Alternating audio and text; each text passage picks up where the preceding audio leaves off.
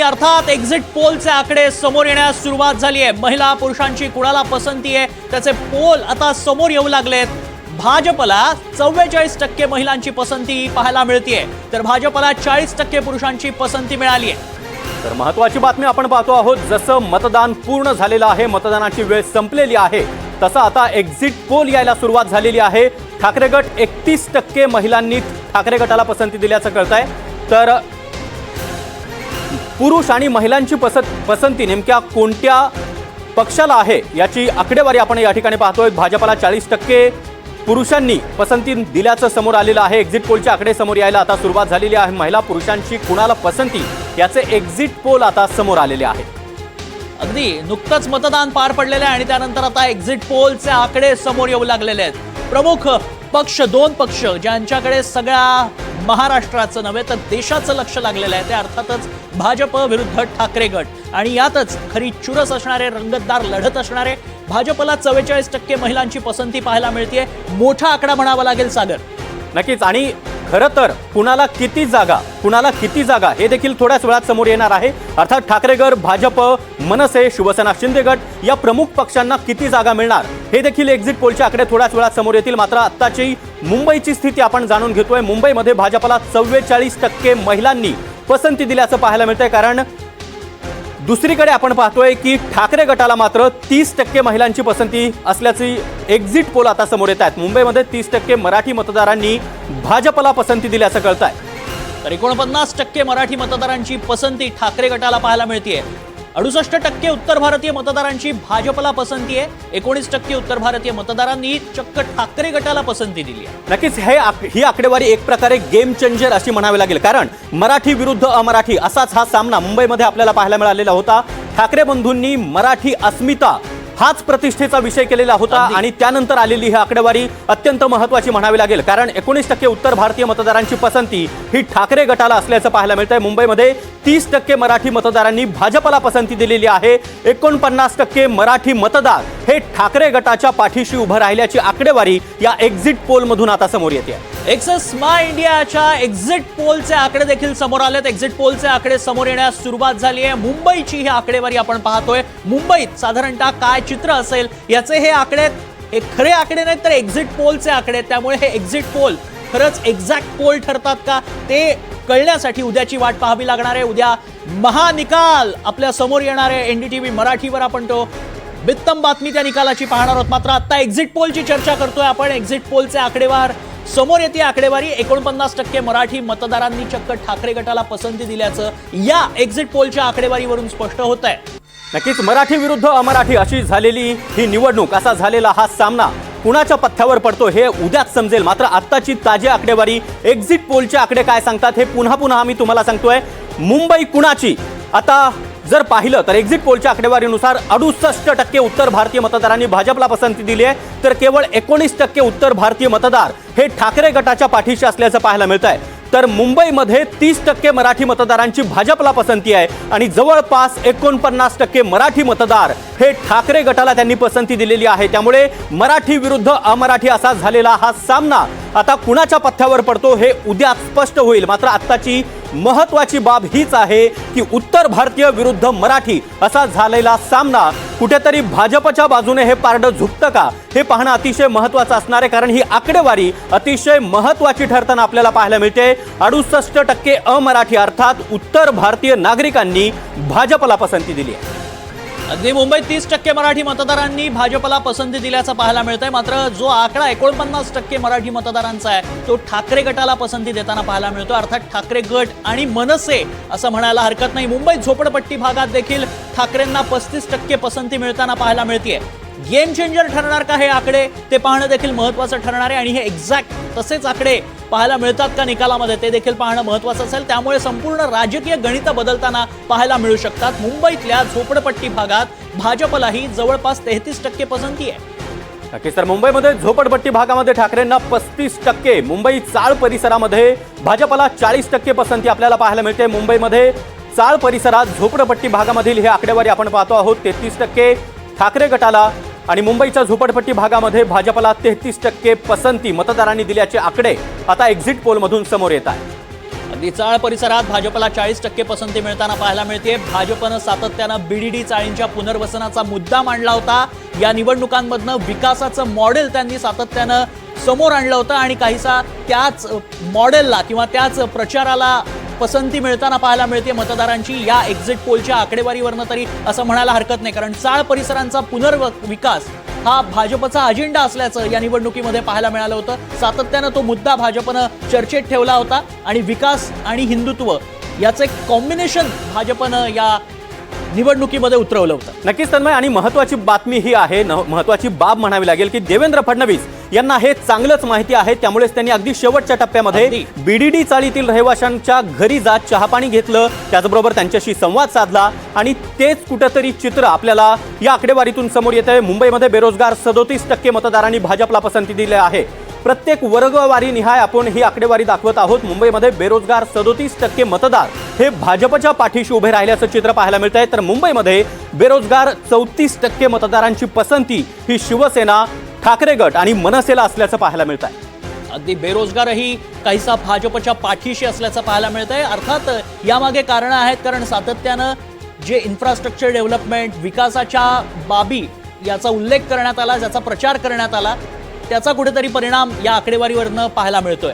मुंबईमध्ये मराठी विरुद्ध उत्तर भारतीय अशी झालेली ही निवडणूक, खास करून ठाकरे गटानं इथं ही निवडणूक अस्तित्वाची केलेली होती. ठाकरे बंधू तब्बल 20 वर्षांनंतर या निवडणुकीमध्ये एकत्र आलेले होते. एकत्र व्यासपीठावर त्यांनी भाजप आणि शिवसेना शिंदे गटावर जोरदार हल्ला केलेला होता आणि या सभेत देखील मराठी विरुद्ध अमराठी यावरच ही निवडणूक कशी लढली जाईल यासाठी खास करून ठाकरे गटाकडून आणि राज ठाकरे यांच्याकडून प्रयत्न झालेले होते. सूरज चव्हाण राष्ट्रवादीचे नेते, त्याचबरोबर धनंजय शिंदे काँग्रेसचे नेते देखील आपल्या सोबत जोडले गेलेले आहेत. राजकीय विश्लेषक अभय देशपांडे सर सुद्धा आपल्या सोबत जोडले गेलेले आहेत. सुरुवातीला मी अभय सर तुमच्याकडे येतोय. अभय सर, ही आकडेवारी जी समोर येते, खास करून यामध्ये मराठी विरुद्ध अमराठी असा झालेला हा मुंबईचा सामना जर आपण पाहिला तर त्यामध्ये भारताच्या बाजूने हे एक्झिट पोल, माफ करा, भाजपच्या बाजूने हे एक्झिट पोल आपल्याला सरकताना पाहायला मिळतात, कारण तब्बल 68% उत्तर भारतीयांनी भाजपला पसंती दिली आहे. एक निश्चित आहे की मागच्या निवडणुकीमध्ये मला वाटतं की पहिला मुद्दा बघावा लागेल तो मतदान किती होत आहे. साधारणतः मागच्या निवडणुकीमध्ये 55% मतदान मुंबईमध्ये झालं होतं. यावेळेस 3:30 वाजेपर्यंतची आकडेवारी ती 41% म्हणजे 55%चा आकडा जो आहे अंतिमतः तो आपण पार करू असं दिसतंय या निवडणुकीमध्ये. तसं झालं तर वाढलेल्या मतदानाचा फायदा कोणाला होणार ही पहिली बाब असेल. दुसरा भाग असा आहे की मराठी अमराठी या स्वरूप या निवडणुकीला आलं होतं. विशेषतः ठाकरे ब्रँडच्या संदर्भात जेव्हा या निवडणुकीत तो केंद्रबिंदू झाला त्याच्यानंतर ही सगळी विभागणी होते असं दिसलं होतं आणि यामध्ये एक मोठा मराठी मतदारांमधला मोठा वर्ग हा कदाचित ठाकरे यांच्या बाजूने उभा राहील, तो ठाकरे ब्रँडच्या बाजूने उभा राहील आणि ती मतांची टक्केवारी म्हणजे ज्याचं उत्तर भारतीयांची तुम्ही जी टक्केवारी दाखवताय त्याच स्वरूपाची ती मराठी मतांमध्ये त्या पद्धतीने विभागणी होईल असा एक प्राथमिक अंदाज होता.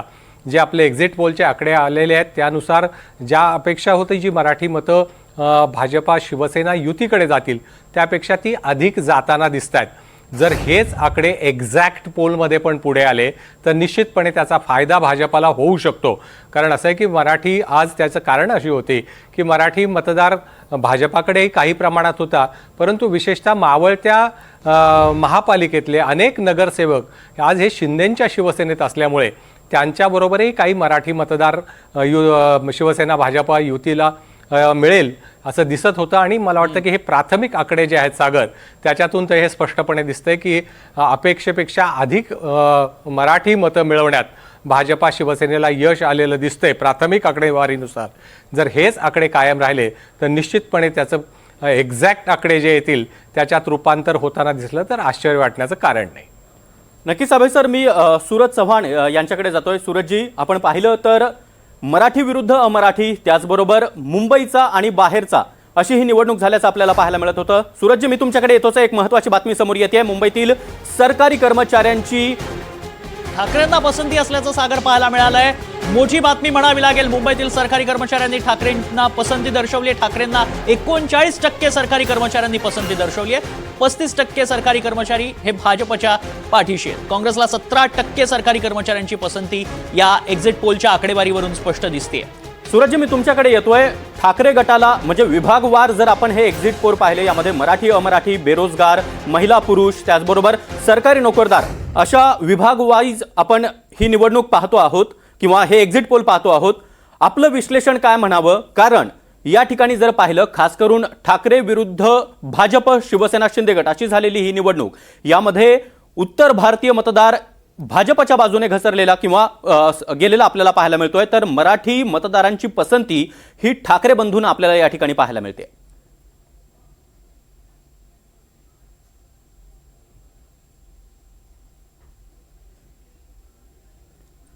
या निवडणुकीच्या निमित्तानं अनेक मुद्दे हे पुढे आले आणि त्याच्यामध्ये प्रामुख्यानं उठाव लुंगी बजाव पुंगी अशा पद्धतीचा असेल किंवा उत्तर भारतीय आणि मराठी हिंदी हा वाद सुद्धा निर्माण केला. त्याचा फायदा होताना कुठेतरी दोन्ही पक्षाला त्या ठिकाणी फायदा होत असताना दिसतोय. परंतु ही निवडणूक विकासाच्या मुद्द्यावरती व्हायला पाहिजे होती असं आमचं मत आहे. विकासाच्या मुद्द्यावर न होता कुठंतरी आपल्या राजकीय फायद्यासाठी ही मुद्द्यापासून दूर गेली. जे की मुंबईमधले प्रामुख्याने मुद्दे आहेत, पर्यावरणाचा असेल, इथल्या रस्त्यांचा असेल, पाण्याचा असेल, गटारींचा असेल, इथल्या लोकांच्या जीवनमानाचा प्रश्न असेल, याच्यावरती निवडणूक व्हायला पाहिजे होती. कारण स्थानिक स्वराज्य संस्थेची ही निवडणूक होती. परंतु ही निवडणूक सुद्धा जसं विधानसभा लोकसभेच्या निवडणुका होतात तशाच पद्धतीची निवडणूक त्याच मुद्द्यावरती घेऊन जाण्याचा प्रयत्न या ठिकाणी झाला. आणि मला वाटतं मतदार ही कुठंतरी त्या चक्रव्यूहमध्ये अडकले की काय हे प्रश्न मला पण पडलेला आहे. परंतु हे अंदाज आहेत, या अंदाजावरून उद्या निकालाच्या नंतर स्पष्टपणे येईल. पण मी आपल्याला एनडीटीव्हीला किंवा एनडीटीव्हीच्या माध्यमातून महाराष्ट्राच्या जनतेला सांगतो, उद्या निकालाच्या नंतर राष्ट्रवादी काँग्रेस पक्ष मुंबई महानगरपालिकेमध्ये किंगमेकरच्या भूमिकेत मात्र नक्की आपल्याला या ठिकाणी दिसून येईल.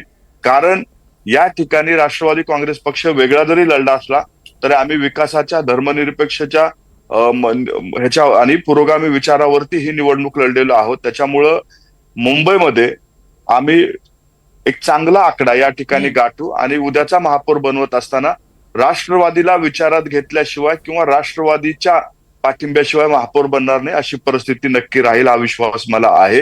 परंतु आपण ज्या मायक्रो लेवलवरती आज या ठिकाणी विश्लेषण केलं किंवा मायक्रो लेवलवरती सर्वे दाखवलेत, मला वाटतंय याच्यामध्ये बराचसा फरक हा उद्याच्या निकालाच्या नंतर मला दिसून येईल.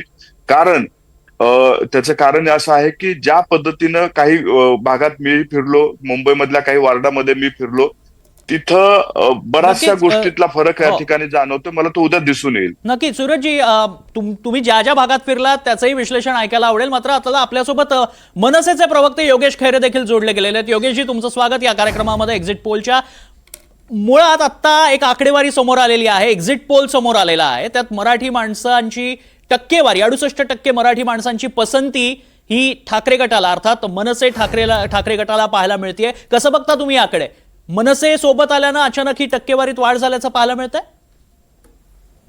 नाही, आपण एक गोष्ट इथं लक्षात घेतली पाहिजे की ज्या पद्धतीने मागच्या काळामध्ये महाराष्ट्रात, विशेषतः मुंबईत ज्या पद्धतीने वातावरण होतं, मराठी द्वेषी वातावरण होतं, अनेक ज्या गोष्टी घडल्या की ज्या पद्धतीने हिंदीचा सक्तीचा विषय लादण्याचा प्रयत्न झाला, ज्या पद्धतीने दादरच्या कबूतर खाण्यावरून थेट मराठी माणसालाच आव्हान देण्याचा प्रयत्न झाला, अशा ज्या गोष्टी घडल्या, त्यानंतर आता निवडणुकीच्या काळामध्ये महापौर उत्तर भारतीय करू अशा पद्धतीचं कृपाशंकर सिंग यांचं स्टेटमेंट होतं. अण्णामलई ज्या पद्धतीने बोलले की मुंबई ही महाराष्ट्राचीच नाही, तर साहजिक आहे की अशा पद्धतीने घटना घडल्यानंतर मराठी माणूस हा दुखावला गेला आणि आपल्या अस्तित्वावर या गोष्टी येत आहेत ही भावना त्याच्यामध्ये निर्माण झाली. आणि ज्या पद्धतीने हे दोन पक्ष जे आहेत, महाराष्ट्र नवनिर्माण सेना असेल किंवा शिवसेना उद्धव बाळासाहेब ठाकरे पक्ष असेल, हे दोन्ही पक्ष ज्या पद्धतीने मराठीसाठी, मराठी माणसासाठी, मराठी अस्मितेसाठी, मराठी अस्तित्वासाठी आणि मराठी भाषेसाठी लढतायत, हे साहजिकच आहे. मराठी जो माणूस आहे तिथला हा साहजिकच या दोन पक्षांच्या मागे उभा राहणारच होता. तेच यात प्रतिबिंबित होईल. ठीक आहे ना. मला हाच मुद्दा घेऊन अनय जोगळेकरांकडे जायचं आहे. अनयजी, स्वागत तुमचं या चर्चेमध्ये. मराठीच्या अस्मितेचा मुद्दा म्हणायचा की ठाकरे आणि मनसेच्या अस्तित्वाचा मुद्दा म्हणायचा, आणि यासाठी ही निवडणूक दोघं भाऊ 20 वर्षानंतर एकत्र आले, कसं बघायचं या मुद्द्याकडे? लागतील तेव्हा आपल्याला खरी परिस्थिती काय आहे ते कळेल. पण माझं असं आकलन आहे, गेल्या काही वर्षात सगळ्यात जास्त मराठी मतं भाजपाला मिळू लागलेली होती.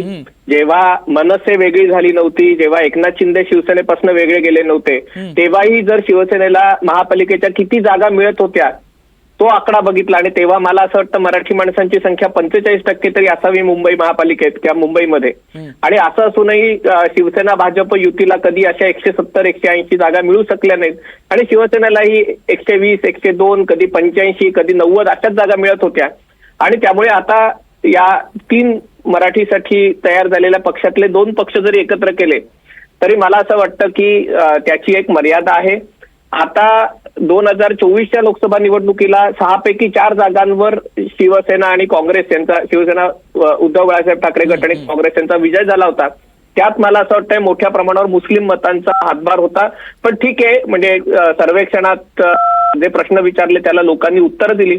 मला असं वाटतं त्याच्यावर निकाल उद्या कळेल. पण फक्त मराठीच्या मुद्द्यावर विजय अवघड आहे. मराठी मतं अधिक काँग्रेसची, काही मतं अधिक मुस्लिम मतं मिळाली तर हा आकडा निर्णायकरित्या मोठा होऊ शकतो. नक्कीच अनयजी, काँग्रेसचे धनंजय शिंदे देखील आपल्यासोबत जोडले गेलेले आहेत. शिंदेजी, आपलं स्वागत या चर्चेमध्ये. आपण मराठी अमराठीचा मुद्दा या निवडणुकीमध्ये गाजताना पाहायला मिळालेला होता. काँग्रेस या सगळ्यामध्ये कुठे आहे? कारण वंचित बहुजन आघाडीसोबत तुम्ही मुंबईमध्ये एकत्र आलात, युती केली, मात्र या युतीमध्ये 16 जागी तुम्हाला उमेदवारच देता आले नव्हते. त्यामुळे काँग्रेस मुंबईमध्ये कुठे असेल, आपलं काय आकलन आहे? काँग्रेस महानगरपालिकांच्या निवडणुका ह्या म्हणजे कुठच्या प्रश्नांवर लढल्या गेल्या पाहिजेत. शिक्षण, आरोग्य असेल, पाणी असेल, रस्ते असतील किंवा दळणवळण वाहतूक व्यवस्था असेल, तर काँग्रेस पक्ष विचाराप्रमाणे याच मुद्द्यांवरती ही निवडणूक लढला. आणि यावेळेस समविचारी जे पक्ष आहेत, म्हणजे काँग्रेस पक्षाच्या नेतृत्वाने महाराष्ट्रामध्ये निर्णय घेतलेला की महानगरपालिका किंवा स्थानिक स्वराज्य संस्थांच्या निवडणुकी संदर्भातला निर्णय हा स्थानिक नेतृत्वाने घ्यायचा. आणि त्यानुसार मुंबईमध्ये आमच्या मुंबईचे अध्यक्ष आहेत प्राध्यापक वर्षाताई गायकवाड, त्यांच्या नेतृत्वाखाली ही निवडणूक लढली गेली. आणि वंचित बहुजन आघाडी आणि काँग्रेस पक्ष दोघांचीही विचारधारा ही संविधानिक विचारधारा असल्यामुळे दोन्ही पक्ष एकत्र आले आणि ही निवडणूक लढायचं ठरवलं. याच्यात ज्या 16 जागा तुम्ही म्हणालात त्या आमच्या या सहकारी पक्षांच्या बाबतीत त्यांना तिथे योग्य उमेदवार मिळाले नाहीत.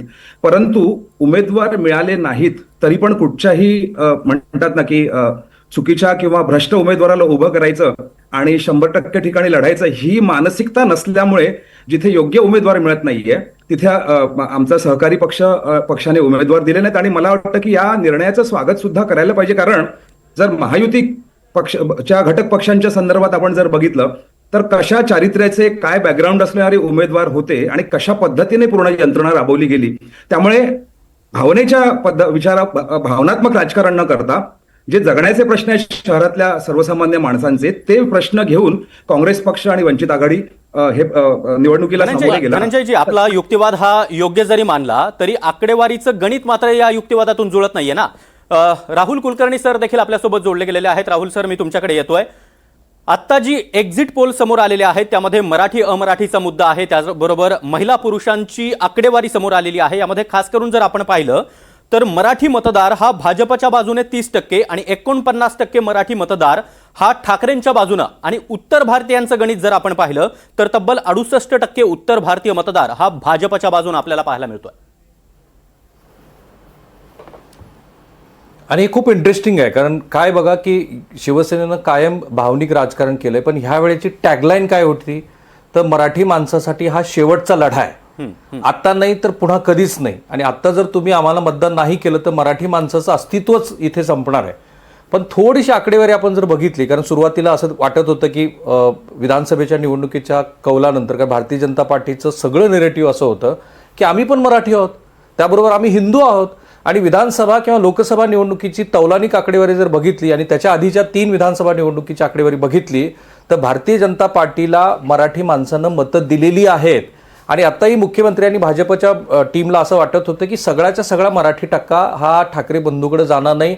आत्ताच्या सर्वेक्षणातला पहिला सगळ्यात मोठा मुद्दा असेल तो हाच आहे की सगळी मराठी मतं ही काही ठाकरे बंधूंच्या बाजूने गेलेली नाही. असं जरी असलं तरी प्रोपोर्शनेट मध्ये मात्र बघा, सुरुवातीला ही निवडणूक घोषित झाल्यानंतर मला असं वाटतं की 37% मराठी मतदार हा काही सर्वे आले होते की तो ठाकरे बंधूंच्या बाजूने झुकला असं दिसलं. त्यानंतर 2 आठवड्यापूर्वी जो एक सर्वे आला त्याच्यात असं दिसलं की महायुती आणि ठाकरे बंधू यांच्या दरम्यान 2% मताची आघाडी ही मराठी माणसाच्या बाजूनं ठाकरेंच्या दिशेनं फिरलेली आहे. त्यानंतर दोघांची संयुक्त सभा झाली आणि आत्ता जो टक्केवारीतला फरक दिसतो आहे तो काही प्रमाणामध्ये मराठी मतदार हा निश्चितपणे ठाकरे बंधूंच्या बाजूने गेलेला आहे, जवळपास 49%. पण पूर्णच्या पूर्ण तो ठाकरे बंधूंच्या बाजूने गेलेला नाही आणि मला असं वाटतं की हाच एक गेम चेंजर फॅक्टर असणार आहे. आणखीन एक आता सर्वेतनं 3-4 महत्त्वाची गोष्टी दिसतात. एक म्हणजे निम्न आणि मध्यमवर्गीयातले थोडासा कमी उत्पन्न घटक जो आहे तो ठाकरेंच्या बाजूनं आहे. कदाचित काँग्रेसची जी पारंपरिक मतं आहेत ती ठाकरेंच्या बाजूनं गेली आहेत का आणि त्याच्यामुळंच हा थोडासा बदल आपल्याला दिसतोय का. पण सगळ्यात महत्त्वाचं मला जे पहिल्या सर्वेक्षणातनं दिसतं आहे ते भाजपच्या बाजूनं थोडासा दिलासा आहे त्यांना, की जी अपेक्षा होती की पूर्णच्या पूर्ण मराठी टक्का जाईल. कारण एक तर लो प्रोफाईल ठेवली. बघ सागर, असं आहे की भारतीय जनता पार्टीनं ह्याचा विचार केला होता. सुरुवातीला असं म्हटलं जात होतं की वेगवेगळ्या भागातले त्यांचे मुख्यमंत्री स्टार प्रचारक मुंबईमध्ये येतील, पंतप्रधानांची सभा होईल, अमित शहाची सभा होईल. पण तसं जर झालं असतं तर ठाकरे बंधू विरुद्ध ही सगळी फौज अशा पद्धतीची ती निवडणूक झाली असती. त्यामुळे ही निवडणूक लो प्रोफाईल ठेवली, पूर्णपणे मराठी मताचा टक्का जाणार नाही असा प्रयत्न केला. तो प्रयत्न काही अंशी भारतीय जनता पार्टीच्या बाजूनं जाताना दिसतो आहे. म्हणजे हिंदुत्व अधिक डेव्हलपमेंटचा नॅरेटिव्ह आणि इकडच्या बाजूला कॉर्पोरेट आणि मराठी माणसाचा मुद्दा अशा पद्धतीची जी मांडणी होती त्या मांडणीमध्ये ठाकरे बंधूंना थोडासा मताचा टक्का आहे. पण जेवढं अपेक्षित होतं तेवढं मात्र होताना दिसत नाही आत्ताच्या पहिल्या सर्वेक्षणातल्या आपल्या आकडेवारीनुसार. सागर. नक्कीच राहुल सर, भाजपचे नेते निरंजन डावखरे देखील आपल्यासोबत जोडले गेलेले आहेत. निरंजनजी, आपलं स्वागत. एक्झिट पोलच्या आकडेवारीमधून तुम्हाला मोठा दिलासा मिळताना आपल्याला पाहायला मिळतोय, कारण उत्तर भारतीय मतदार हा तुमच्या बाजूने जवळपास 70% घरात आहे. मात्र मराठी मतदाराला पूर्णपणे तुमच्याकडे वळवताना तुम्हाला यश येताना दिसत नाहीये. शेवटची जी ठाकरे बंधूंची शेवटची आणि एकमेव म्हणा जी ठाकरे बंधूंची शिवाजी पार्कातली सभा झालेली होती त्यानंतर मराठी मतदार हा तुमच्याकडे येण्याच्या ऐवजी तो ठाकरे बंधूंकडे काहीसा झुकला असं म्हणावं लागेल. सर्वात प्रथम तर नमस्कार. जे आम्ही मुळात मतदारांपर्यंत विषय किंवा जो जाहीरनामा घेऊन गेलो होतो तो मुळात विकासाचा होता आणि त्याच्यामुळे जात धर्म पंथ पलीकडे मतदान हे भारतीय जनता पार्टी आणि महायुतीला होईल असा एक साधारणपणे चित्र आपल्याला आता हे मतदान होत असताना स्पष्टपणे दिसतं आहे. आणि त्याच्यामुळे आपण जसं म्हणालात की मराठी मतं ही ठाकरे बंधूंना जातील का, मराठी मतं ही भाजपला येतील का, याहून जास्त माझं असं म्हणणं आहे की सर्व मुंबईकरांनी एक मत तयार केलेलं आहे की आपल्याकडे मुंबईमध्ये होत असलेला जो विकास आहे, मग तो कोस्टल रोडच्या माध्यमाने असेल, मेट्रोच्या माध्यमाने असेल, आणि जो इन्फ्रास्ट्रक्चरल डेव्हलपमेंट आणि ग्रोथ जी मुंबईमध्ये आहे त्याला जर आपल्याला या विकासाला गती द्यायची असेल तर त्याच्यामध्ये महायुतीलाच आपण मतदान केलं पाहिजे. आणि त्याच्यामुळे मुंबई आणि ठाण्याचा मतदार हा सुज्ञ आहे, त्याला या गोष्टीची जाण आहे आणि त्याच्यामुळे निश्चितच महायुतीला आपल्याला मोठा मताधिक्य भेटताना दिसतोय. एक महत्वाची बातमी त्याआधी पाहूयात. पुढे जाण्याआधी जेव्हीसीचा एक्झिट पोल समोर आलाय. भाजपला 42 ते 45% मतं मिळण्याचा अंदाज या एक्झिट पोलमधनं समोर येतोय. ठाकरेंना 34 ते 37% मतं मिळण्याचा अंदाज आहे. काँग्रेसला 13 ते 15% मतं मिळण्याचा अंदाज या एक्झिट पोलमधून वर्तवण्यात आलाय. अत्यंत महत्त्वाची आकडेवारी आपण पाहतो आहोत. जेव्हीसीचा हा एक्झिट पोल आता समोर आलेला आहे. यामध्ये मतांची टक्केवारी आपण पाहतोय. भाजपला 42 ते 45% मतं मिळण्याचा अंदाज व्यक्त केला जातोय, तर ठाकरे बंधूंना 34 ते 37% मतं मिळतील असा अंदाज आहे आणि काँग्रेसला 13 ते 15% मतं मिळतील असा अंदाज या एक्झिट पोलमधून आता समोर येतोय. एक महत्वाची आणखी एक मोठी बातमी, भाजपला सत्ता मिळणार असल्याचं जेव्हीसीच्या एक्झिट पोलनुसार पाहायला मिळत आहे. भाजपला 138 जागा मिळण्याचा अंदाज या एक्झिट पोलमधून मांडण्यात आलाय. जेव्हीसीचा एक्झिट पोल हा भाजपला सत्तेच्या जवळ नेणारा, सत्ता देणारा ठरताना पाहायला मिळतोय. नक्कीच एक प्रकारे स्पष्ट बहुमतानं महायुतीची सत्ता, अर्थात शिंदेची शिवसेना आणि भाजप हे मुंबई महापालिकेमध्ये सत्ता मिळवणार असाच हा एक्झिट पोल तरी सांगतोय. भाजपला आणि शिंदेच्या शिवसेनेला 138 जागा मिळण्याचा अंदाज जेव्हीसीचा एक्झिट पोल मधून वर्तवण्यात आलेला आहे. त्यामुळे कुठेतरी ठाकरे बंधूंना जर हाच आकडा उद्या कायम राहिला तर प्रचंड मोठा धक्का म्हणावा लागेल. पुन्हा एकदा चर्चेकडे वळूयात. मी जातोय अभय सरांकडे. अभय सर, जसे आता आपण भाजपची चर्चा करतोय, भाजपच्या मागे असलेल्या मराठी माणसाची आणि ठाकरे बंधूंना मिळालेल्या मराठी माणसाच्या सपोर्टची, पण दुसरीकडे मुळात शिवसेना खरी कोणाची, बाळासाहेब ठाकरेंचा खरे वारसदार कोण आणि त्यामागचा मराठी टक्का, मुळात शिंदेच्या मागे असलेला मराठी टक्का कुठे मिसिंग होतोय का यामध्ये? नाही म्हणजे तसं वाटत नाही. त्याचं कारण असं आहे की जर भाजपाला ही मराठी मतांची जी आकडेवारी तुम्ही एक्झिट पोलमध्ये प्राथमिक अंदाजानुसार सांगतायत, त्यामध्ये निश्चितपणे अपेक्षेपेक्षा जास्त मतं मिळालेली दिसत आहेत आणि ते भाजपा प्लस म्हणतो आपण, म्हणजे महायुतीची मतं गृहीत धरतोय. त्याचा अर्थ मला दिसतंय की काही प्रमाणात मतं त्यांची वाढली आहेत किंवा आहे ती मतं इंटॅक्ट राहिली आहेत, जर नगरसेवकांची संख्या त्यांच्याबरोबर आलेल्या लक्षात घेतली तर. सागर, मला वाटतं की सगळ्यात महत्त्वाची गोष्ट जे असणार आहे या उद्याच्या निकालाच्या दृष्टीने, तर 29 प्रभाग असे आहेत की जिथे काँग्रेस आणि वंचित या दोघांच्याही उमेदवार नाही आहेत आणि तिथे थेट लढत होणार आहे ती भाजपा शिवसेना युती आणि शिवसेना उद्धव ठाकरे आणि राज ठाकरे म्हणजे ठाकरे ब्रँड. तर अशा ठिकाणी काँग्रेसचा जो मतदार होता परंपरागत, तो काय भूमिका घेणार ही निर्णायक असणार आहे. कारण या 29 जागांपैकी 28 जागा मागच्या वेळेस शिवसेना आणि भाजपाने जिंकलेल्या होत्या. आता त्याच्यातही विभागणी अशी होती की मागच्या वेळेस हे दोन्ही पक्ष एकमेकांविरुद्ध लढले होते 2017ला आणि त्यातल्या 15 जागा या शिवसेनेला आणि 13 जागा या भाजपाला मिळालेल्या होत्या.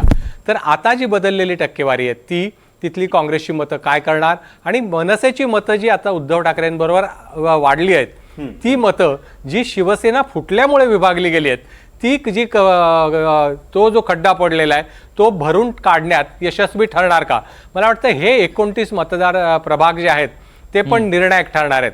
दुसरं असं आहे की काँग्रेसच्या मतांमध्ये आपण आता साधारणतः 14% वगैरे मतं दाखवतोय, परंतु अनेक ठिकाणी काँग्रेसचा आज या निवडणुकीमधला परफॉर्मन्स जो आहे, प्रचारातलं एकूण त्यांचं पार्टिसिपेशन जर आपण बघितलं तर ते फार कमी होतं आणि अनेक वेळा असं होतं की थेट लढतीमध्ये जेव्हा दोन तुल्यबळ घटक लढतात तेव्हा तिसऱ्या पक्षाला काही ना काही प्रमाणात फटका बसतो. मागच्या निवडणुकीचं बघितलं तर आपण काँग्रेसची आकडेवारी एकदम कमी झाली होती.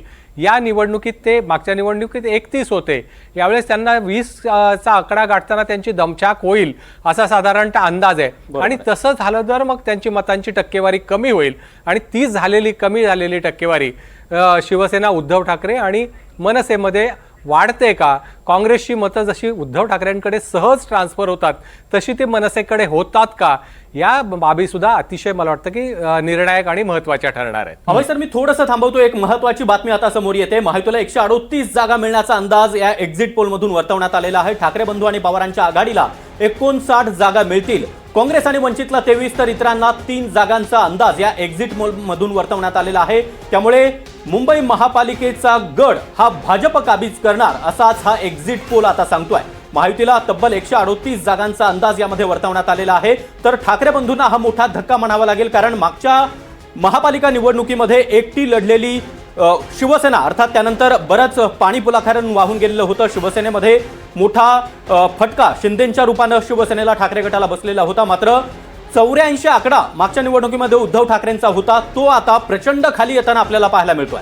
काँग्रेस आणि वंचितला 23 तर इतरांना 3 जागांचा अंदाज यामध्ये वर्तवण्यात आलेला आहे. सूरज चव्हाण आपल्यासोबत आहेत. सूरजजी, आपण पाहतोय की एकीकडे महायुतीला अर्थात भाजप आणि शिंदेच्या शिवसेनेला चांगली मतं, चांगल्या जागा मिळताना पाहायला मिळतात, मात्र तुम्ही म्हणजे नवाब मलिकांचा अट्टहास तुम्ही धरलेला होता, त्याचा फटका तुम्हाला बसतोय का?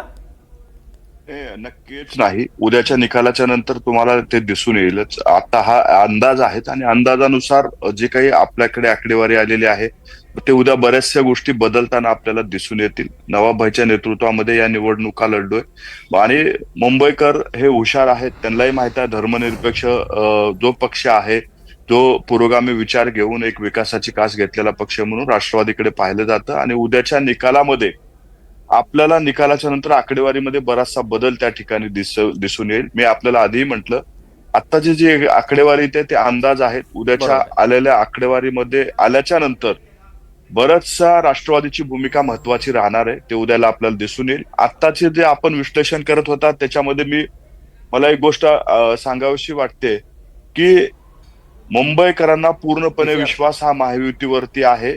मुंबईचा जर विकास करायचा असेल, अधिक गतीने डेव्हलपमेंट करायचं असेल तर महायुतीच्या तिन्ही पक्षाच्या उमेदवाराला भरघोस मतानं मुंबईकर निवडून देतील.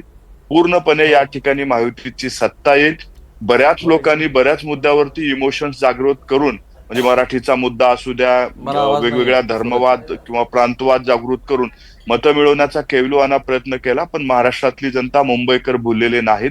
ते महायुतीच्या पाठीशी खंबीरपणे उभे राहिलेले आहेत. हे ग्राउंडवर फिरत असताना आम्हाला जाणवलेल्या गोष्टी आहेत. उद्या निकालांती ते दिसून पण येतील. ठीक आहे, एक महत्वाची अपडेट समोर येताना पाहायला मिळतेय.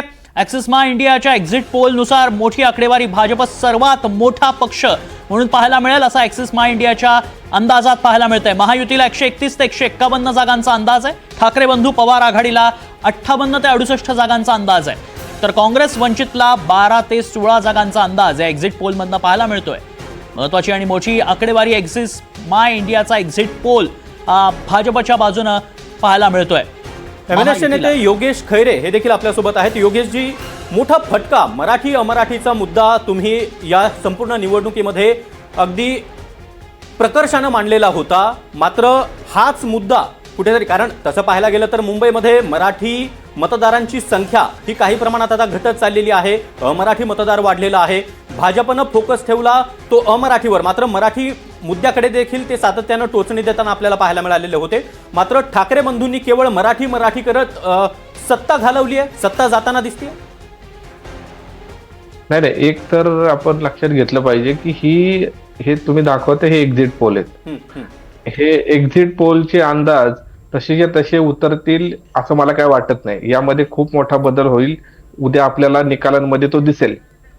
त्यामुळं, आणि दुसरी गोष्ट म्हणजे मराठी हा विषय तर मी महाराष्ट्र नवनिर्माण सेनेत सांगू शकतो की मराठी हा आमच्या पक्षाचा आत्माच आहे. म्हणजे आमचा पक्ष स्थापन झालायच मुळात मराठीच्या बेसवर. त्यामुळं निवडणुकीमध्ये काय होईल, उद्या आकडे काय येतील हा वेगळा विषय. पण मराठीच्या विषयासाठी उद्या यश येऊ अपयश येऊ हा विषय नाही. मराठीच्या विषयासाठी आमचा आग्रह सातत्याने राहील आणि आम्ही त्यासाठी लढा देत आलोय, लढा देत राहील. मला फक्त एक सांगायचं की आता सुरेश चव्हाण जे आहेत ते म्हणत होते की महायुती हे विकासाच्या याच्यावर त्यांना मुंबईकर देतील, ज्यांनी धर्मद्वेष केला त्यांना देणार नाहीत. मला विचारायचं आहे की खान वर्सेस खान महापौर होईल वगैरे वगैरे भीती ही धर्माच्या आधारित कुणी घातली? ही भारतीय जनता पार्टीनेच घातली ना. मग धर्माच्या आधारावर त्यांना हे कसं करता येईल? त्यांनी त्या गोष्टीवर नेल्यात विषय सगळे. निरंजनजी,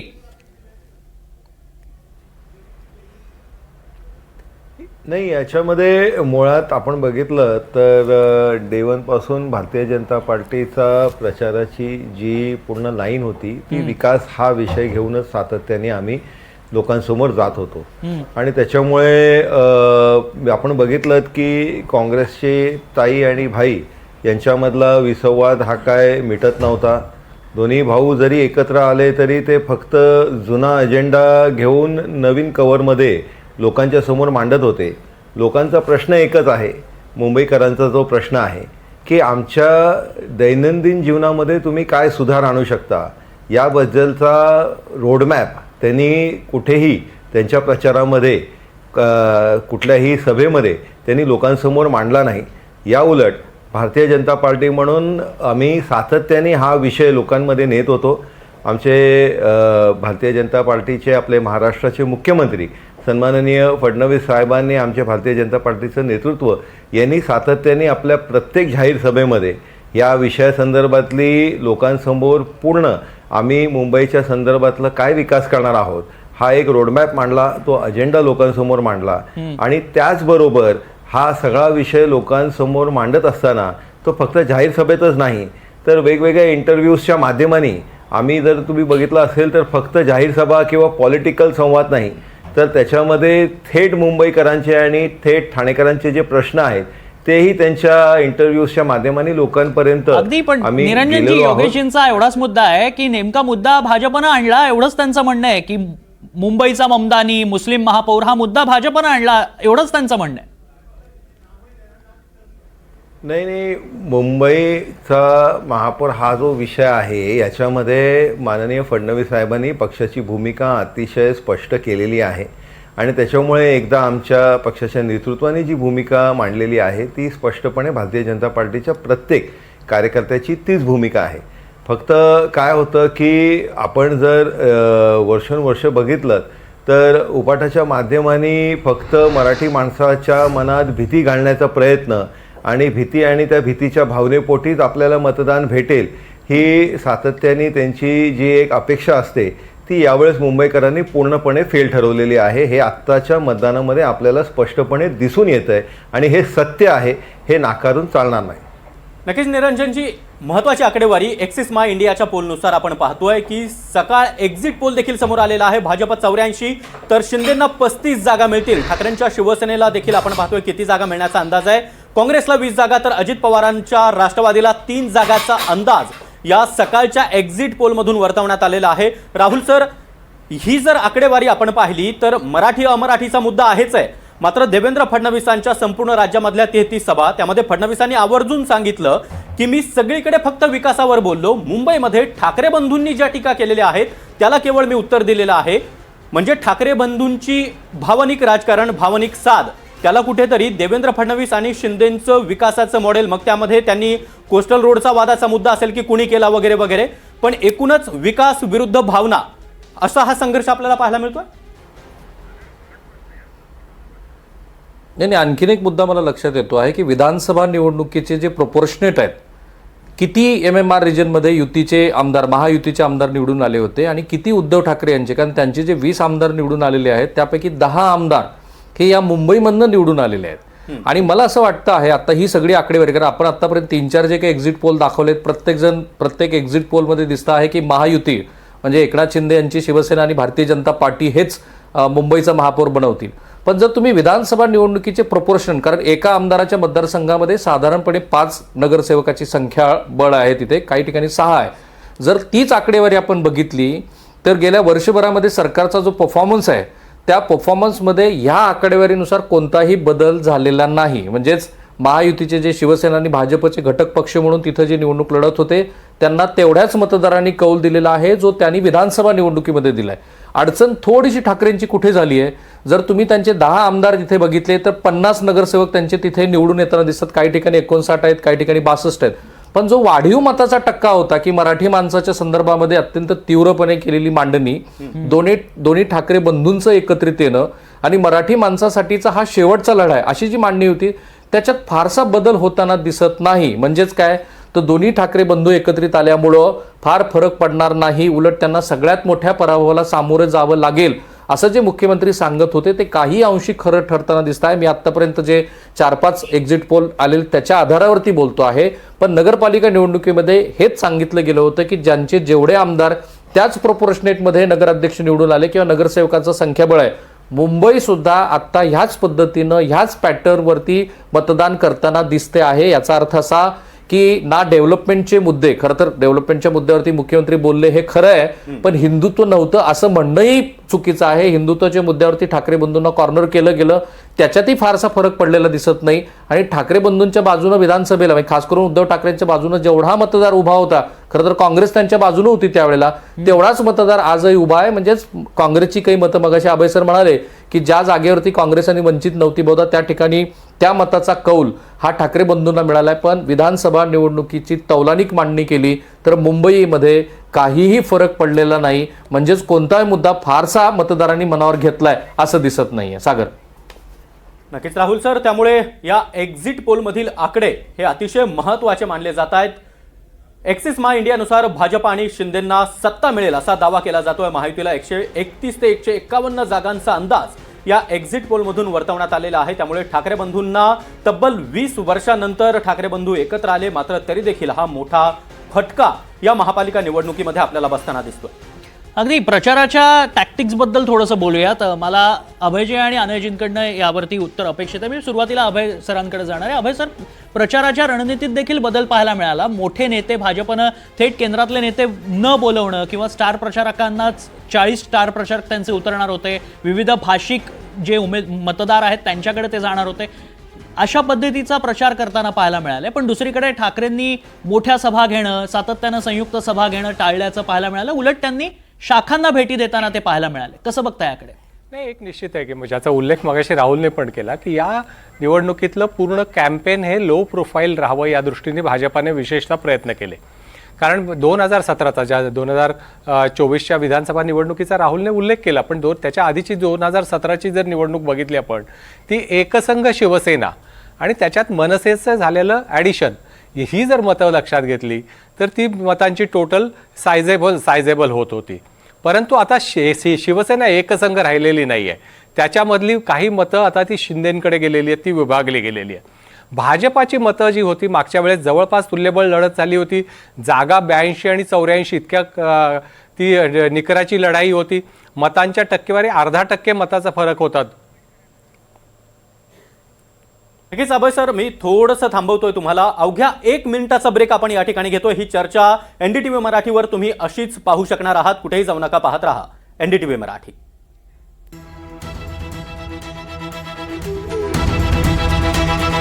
हे आहे NDTV आणि आपण पाहत आहात NDTV मराठी.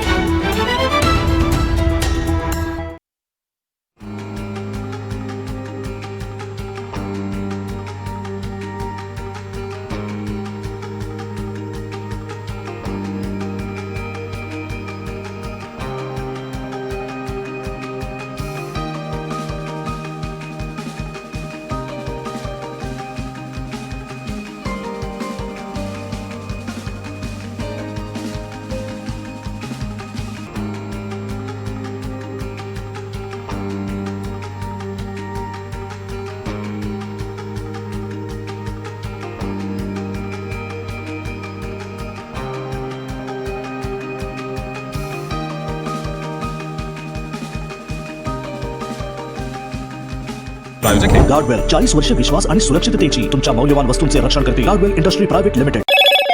हॅलो मोथो. 45 वर्षाच्या वयात नफीस जींचं हार्ट अटॅकमुळे अचानक निधन झालं. टर्म लाईफ इन्शुरन्सच्या पैशांमुळे त्यांच्या मुलांच्या शिक्षणाला आधार मिळेल. क्लेमच्या वेळी पॉलिसी बाजारने कुटुंबाला पूर्ण साथ दिली. पॉलिसी बाजारवर 1 कोटीचं टर्म लाईफ इन्शुरन्स फक्त 400 रुपये महिन्यांपासून सुरू. अरे ती उताराची जमीन, त्याचं काय झालं ब्रिजेश? नकाशा बनवून घेतलाय काका? त्याचे तर विकण्याचे कागदपत्र बनव. चिराग, एकदा नीट विचार कर. घर आयुष्यात एकदाच बनतं. विश्वास ठेवा, घर मजबूतच बनेल. तू फक्त अल्ट्राटेकच निवडलंस असं का? काका, बाबांनी शिकवलं होतं की घर आयुष्यात फक्त एकदाच बनतं. मानलं बेटा. घर एक, संधी एक, म्हणून सिमेंट ही देशाचं नंबर 1 अल्ट्राटेक. हॅलो मोथो. Associate sponsors Saraswat cooperative bank limited. हे आहे NDTV आणि आपण पाहत आहात NDTV मराठी.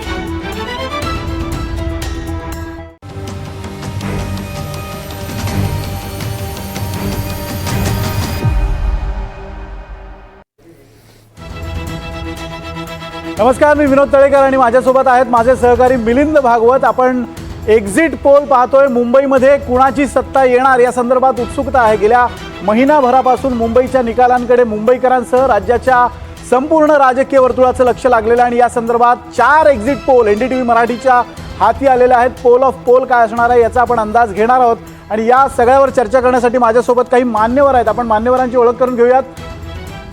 पहा कोण कोण आपल्यासोबत या चर्चेमध्ये सहभागी होत आहेत. सूरज चव्हाण आहेत राष्ट्रवादी काँग्रेसचे, त्याचबरोबर शिंदेजी आहेत काँग्रेसचे प्रवक्ते, अनय जोगळेकर आहेत राजकीय विश्लेषक,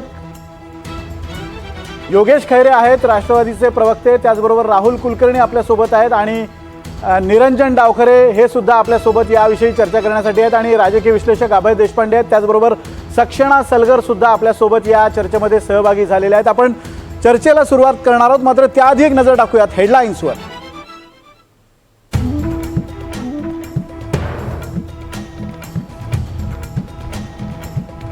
बोटावर शाईच्या ऐवजी परमनंट मार्करचा वापर. NDTV मराठीच्या रियालिटी चेकमध्ये शाई पुसली जात असल्याचं समोर.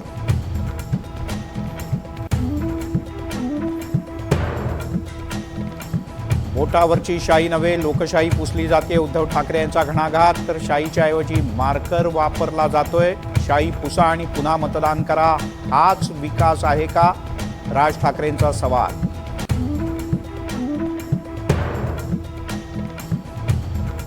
शाहीबद्दल फेक नॅरेटिव्ह पसरवला जातोय. राज्य निवडणूक आयोग 2011 पासूनच मार्कर वापरतो. आयोगाचं स्पष्टीकरण, दुबार मतदान केलं तर कारवाई नक्की, आयोगाचा इशारा. याआधीही मार्करचा वापर झालाय. मी तर म्हणतो की ऑइल पेंटचा वापर करा, फडणवीस यांचं उपरोधिक वक्तव्य. निवडणुकांशी संबंधित संस्थांवर अशा पद्धतीनं संशय निर्माण करणं योग्य नाही, मुख्यमंत्र्यांची भूमिका. मतांची हेराफेरी नाही, ठाकरेंच्या मेंदूमध्ये केमिकल लोचा, आशिष शेलार यांची टीका. शाई पुसणाऱ्यांचा हेतू गुन्हेगारीचा, त्यांच्यावर कारवाई करा, शेलारांची मागणी.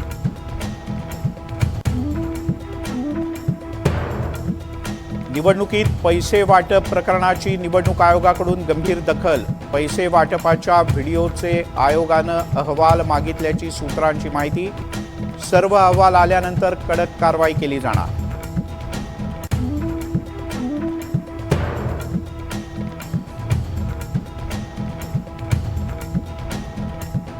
पैसे वाटप प्रकरणाची राज्य निवडणूक आयोगाकडून गंभीर दखल.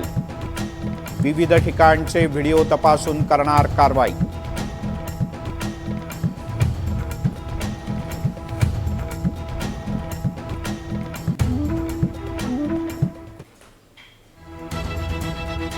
आणि आता सगळ्यात आधी आपण विनोद आपल्या सगळ्या प्रेक्षकांना दाखवूयात की वेगवेगळ्या संस्थांनी पोल केलेत, वेगवेगळ्या संस्थांनी एक्झिट पोल केले. काहींनी ओपिनियन पोल केले होते, पण आता एक्झिट पोल महत्त्वाचे आहेत. 5 वाजता मतदान संपलं आणि त्यानंतर तासाभरात वेगवेगळी आकडेवारी समोर आली. आणि सगळ्यात आधी आपण पाहूयात की वेगवेगळ्या संस्थांचे एक्झिट पोल काय आहेत आणि त्यातून काय आकडेवारी समोर आली. ॲक्सिस माय इंडियानं सर्व्हे केला होता, त्यात भाजप शिंदे यांची मुंबईत सत्ता येणार असं समोर आलंय. महायुतीला 131 ते 151 जागा मिळतील, तर ठाकरे बंधू आणि पवार आघाडीला साधारण 58 ते 68 जागांचा अंदाज वर्तवण्यात आला आहे. आणि काँग्रेस वंचितला 12 ते 16 जागा मिळतील असं ॲक्सिस माय इंडियाच्या एक्झिट पोलनुसार अंदाज वर्तवण्यात आलेला आहे. पुढचा एक्झिट पोल पाहूयात. JVC या संस्थेच्या मार्फत जो एक्झिट पोल करण्यात आला त्यानुसार भाजपची सत्ता असेल. भाजपला 138 जागा मिळतील असा अंदाज आहे. ठाकरे बंधूंना 59 जागा मिळतील असा अंदाज आहे, तर काँग्रेसला 23 जागा मिळू शकतात असं JVCच्या एक्झिट पोलमधून समोर आलंय. पुढचा एक्झिट पोल पहा. दिल्ली रिसर्चच्या पोलनुसार महायुतीला 107 ते 122 जागा मिळू शकतात. मोठी रेंज दाखवलेली आहे. ठाकरे बंधू आणि पवार आघाडीला 68 ते 83 जागा, जवळपास 20 जागांचा फरक दाखवत आहेत. आणि काँग्रेस वंचितला 18 ते 25 जागा मिळू शकतात. आणि इतर जे अपक्ष आहेत त्यांना 8 ते 15 जागा मिळू शकतात असा अंदाज दिल्ली रिसर्चच्या एक्झिट पोलनुसार वर्तवण्यात आलेला आहे. पुढचा पोल पाहूयात. सकाळ एक्झिट पोलनुसार भाजपला 84 आणि एकनाथ शिंदे यांना 35 जागा. ठाकरेंच्या शिवसेनेला 65, काँग्रेसला 20, अजित पवार यांना 3 जागांचा अंदाज आहे. महायुतीला म्हणजेच 122 जागा मिळतील. सकाळ एक्झिट पोलचे आकडे आपण पाहतो आहोत. भाजप 84, शिंदे 35, राज ठाकरेंच्या मनसेला 10 आणि उद्धव ठाकरे यांच्या शिवसेनेला 65. थोडक्यात विनोद, आपण सगळे एक्झिट पोल जर का अगदी धावती नजर टाकली किंवा महायुतीला का महाआघाडीला असं जर का आपण पाहिलं तर एक रफली असं दिसतंय की सत्तेच्या जवळ जाणं किंवा सत्तेत बसणं हे भाजप आणि मित्रपक्ष म्हणजे एकनाथ शिंदे यांना सहज शक्य आहे. कारण बहुतेक सगळ्यांचे आकडे हे बहुमताच्या म्हणजे 114 किंवा त्याच्या पुढे किंवा त्याच्या अगदी जवळपास म्हणजे 107, 110 इथपर्यंत आलेले आहे. म्हणजे आत्ताचे सगळे एक्झिट पोलचा अंदाज जर बघितला तर साधारण सत्ताधारी म्हणजे राज्यात जे सत्ताधारी आहेत, केंद्रात जे सत्ताधारी आहेत, त्यांना धार्जिणे असे आकडे दिसत आहेत. कदाचित या आकड्यांचं रूपांतर उद्या कदाचित वेगळ्या निकालांमध्ये होऊ शकेल, पण आत्ता जवळपास सगळे एक्झिट पोल भाजप आणि शिवसेनेला मुंबईत सत्ता मिळेल असंच दाखवतात. आपण थेट जाऊयात. अभय देशपांडे आपल्यासोबत आहेत. अभयजी, हा सगळा एक्झिट पोल जर 4ही एक्झिट पोल बघितले तर साधारणपणे महायुतीला एक मोठा फायदा होत असल्याचं दिसून येत आहे. काय कारणं आपल्याला जाणवतात या सगळ्याची? जर हे एक्झिट पोल खरे मानले तर कोणत्या बाबी अशा आहेत ज्या महायुतीसाठी फायदेशीर ठरल्या, महायुतीच्या पथ्यावर पडल्या?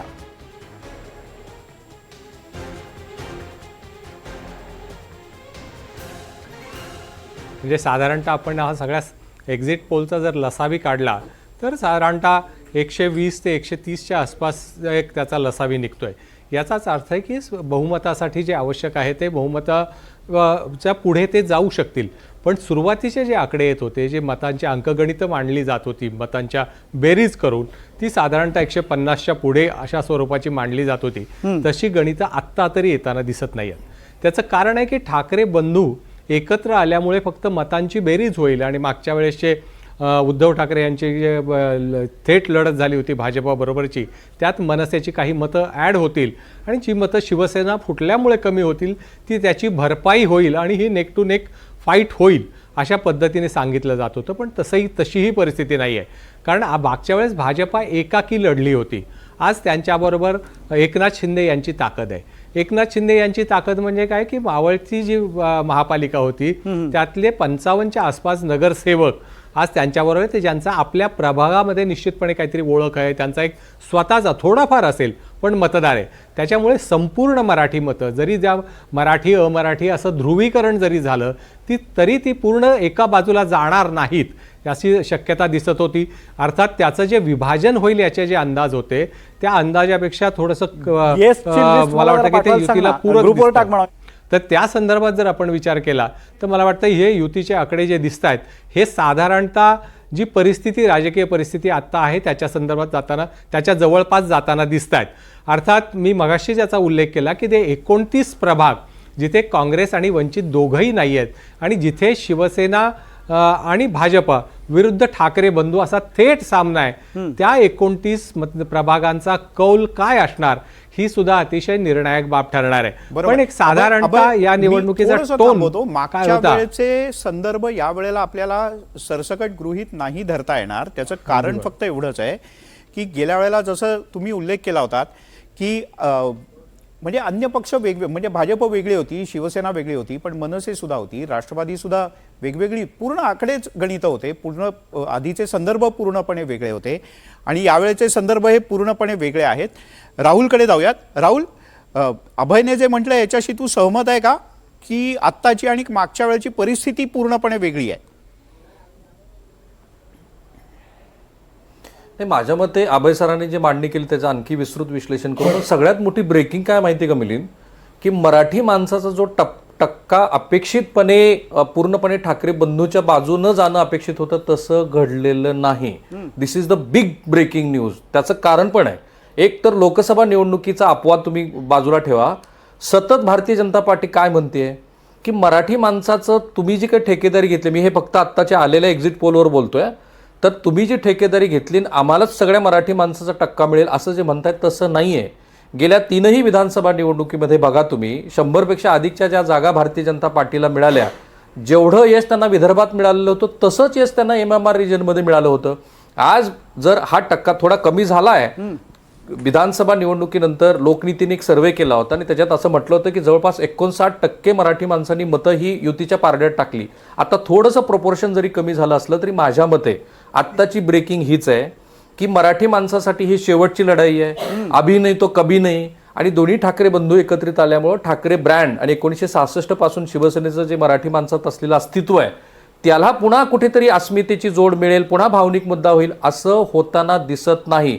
तुम्ही दोघं आत्ता अँकरिंग करत नसताना आम्ही एक मुद्दा मांडला होता, प्रोपोर्शनेटमध्ये पण जर मिलिंद बघितलं ना तर विधानसभा निवडणुकीमध्ये जेवढं यश एकनाथ शिंदे यांच्या शिवसेनेला आणि भारतीय जनता पार्टीला मिळालं होतं तसंच यश मिळताना दिसतंय. म्हणजे हे जे मुद्दे आत्ता आले होते आणि त्या मुद्द्यावरती भारतीय जनता पार्टीला घेरण्याचा प्रयत्न झाला होता आणि भारतीय जनता पार्टीने सुद्धा त्यांना हिंदुत्वाच्या मुद्द्यावरती काउंटर करण्याचा प्रयत्न केला होता. पुन्हा येतो जयेश वाणी, ज्या पद्धतीनं दोन्ही भावांनी संयुक्त सभा केल्या होत्या, या सभा पाहता त्या सभांचा परिणाम मतांमध्ये झालेला दिसत नाहीये. कुठे ना कुठेतरी एक्झिट पोल असं दाखवत आहे की ठाकरे बंधू मिळून 70 ते 75चा आकडाही गाठताना दिसत नाहीयेत. काय कारण वाटतायत?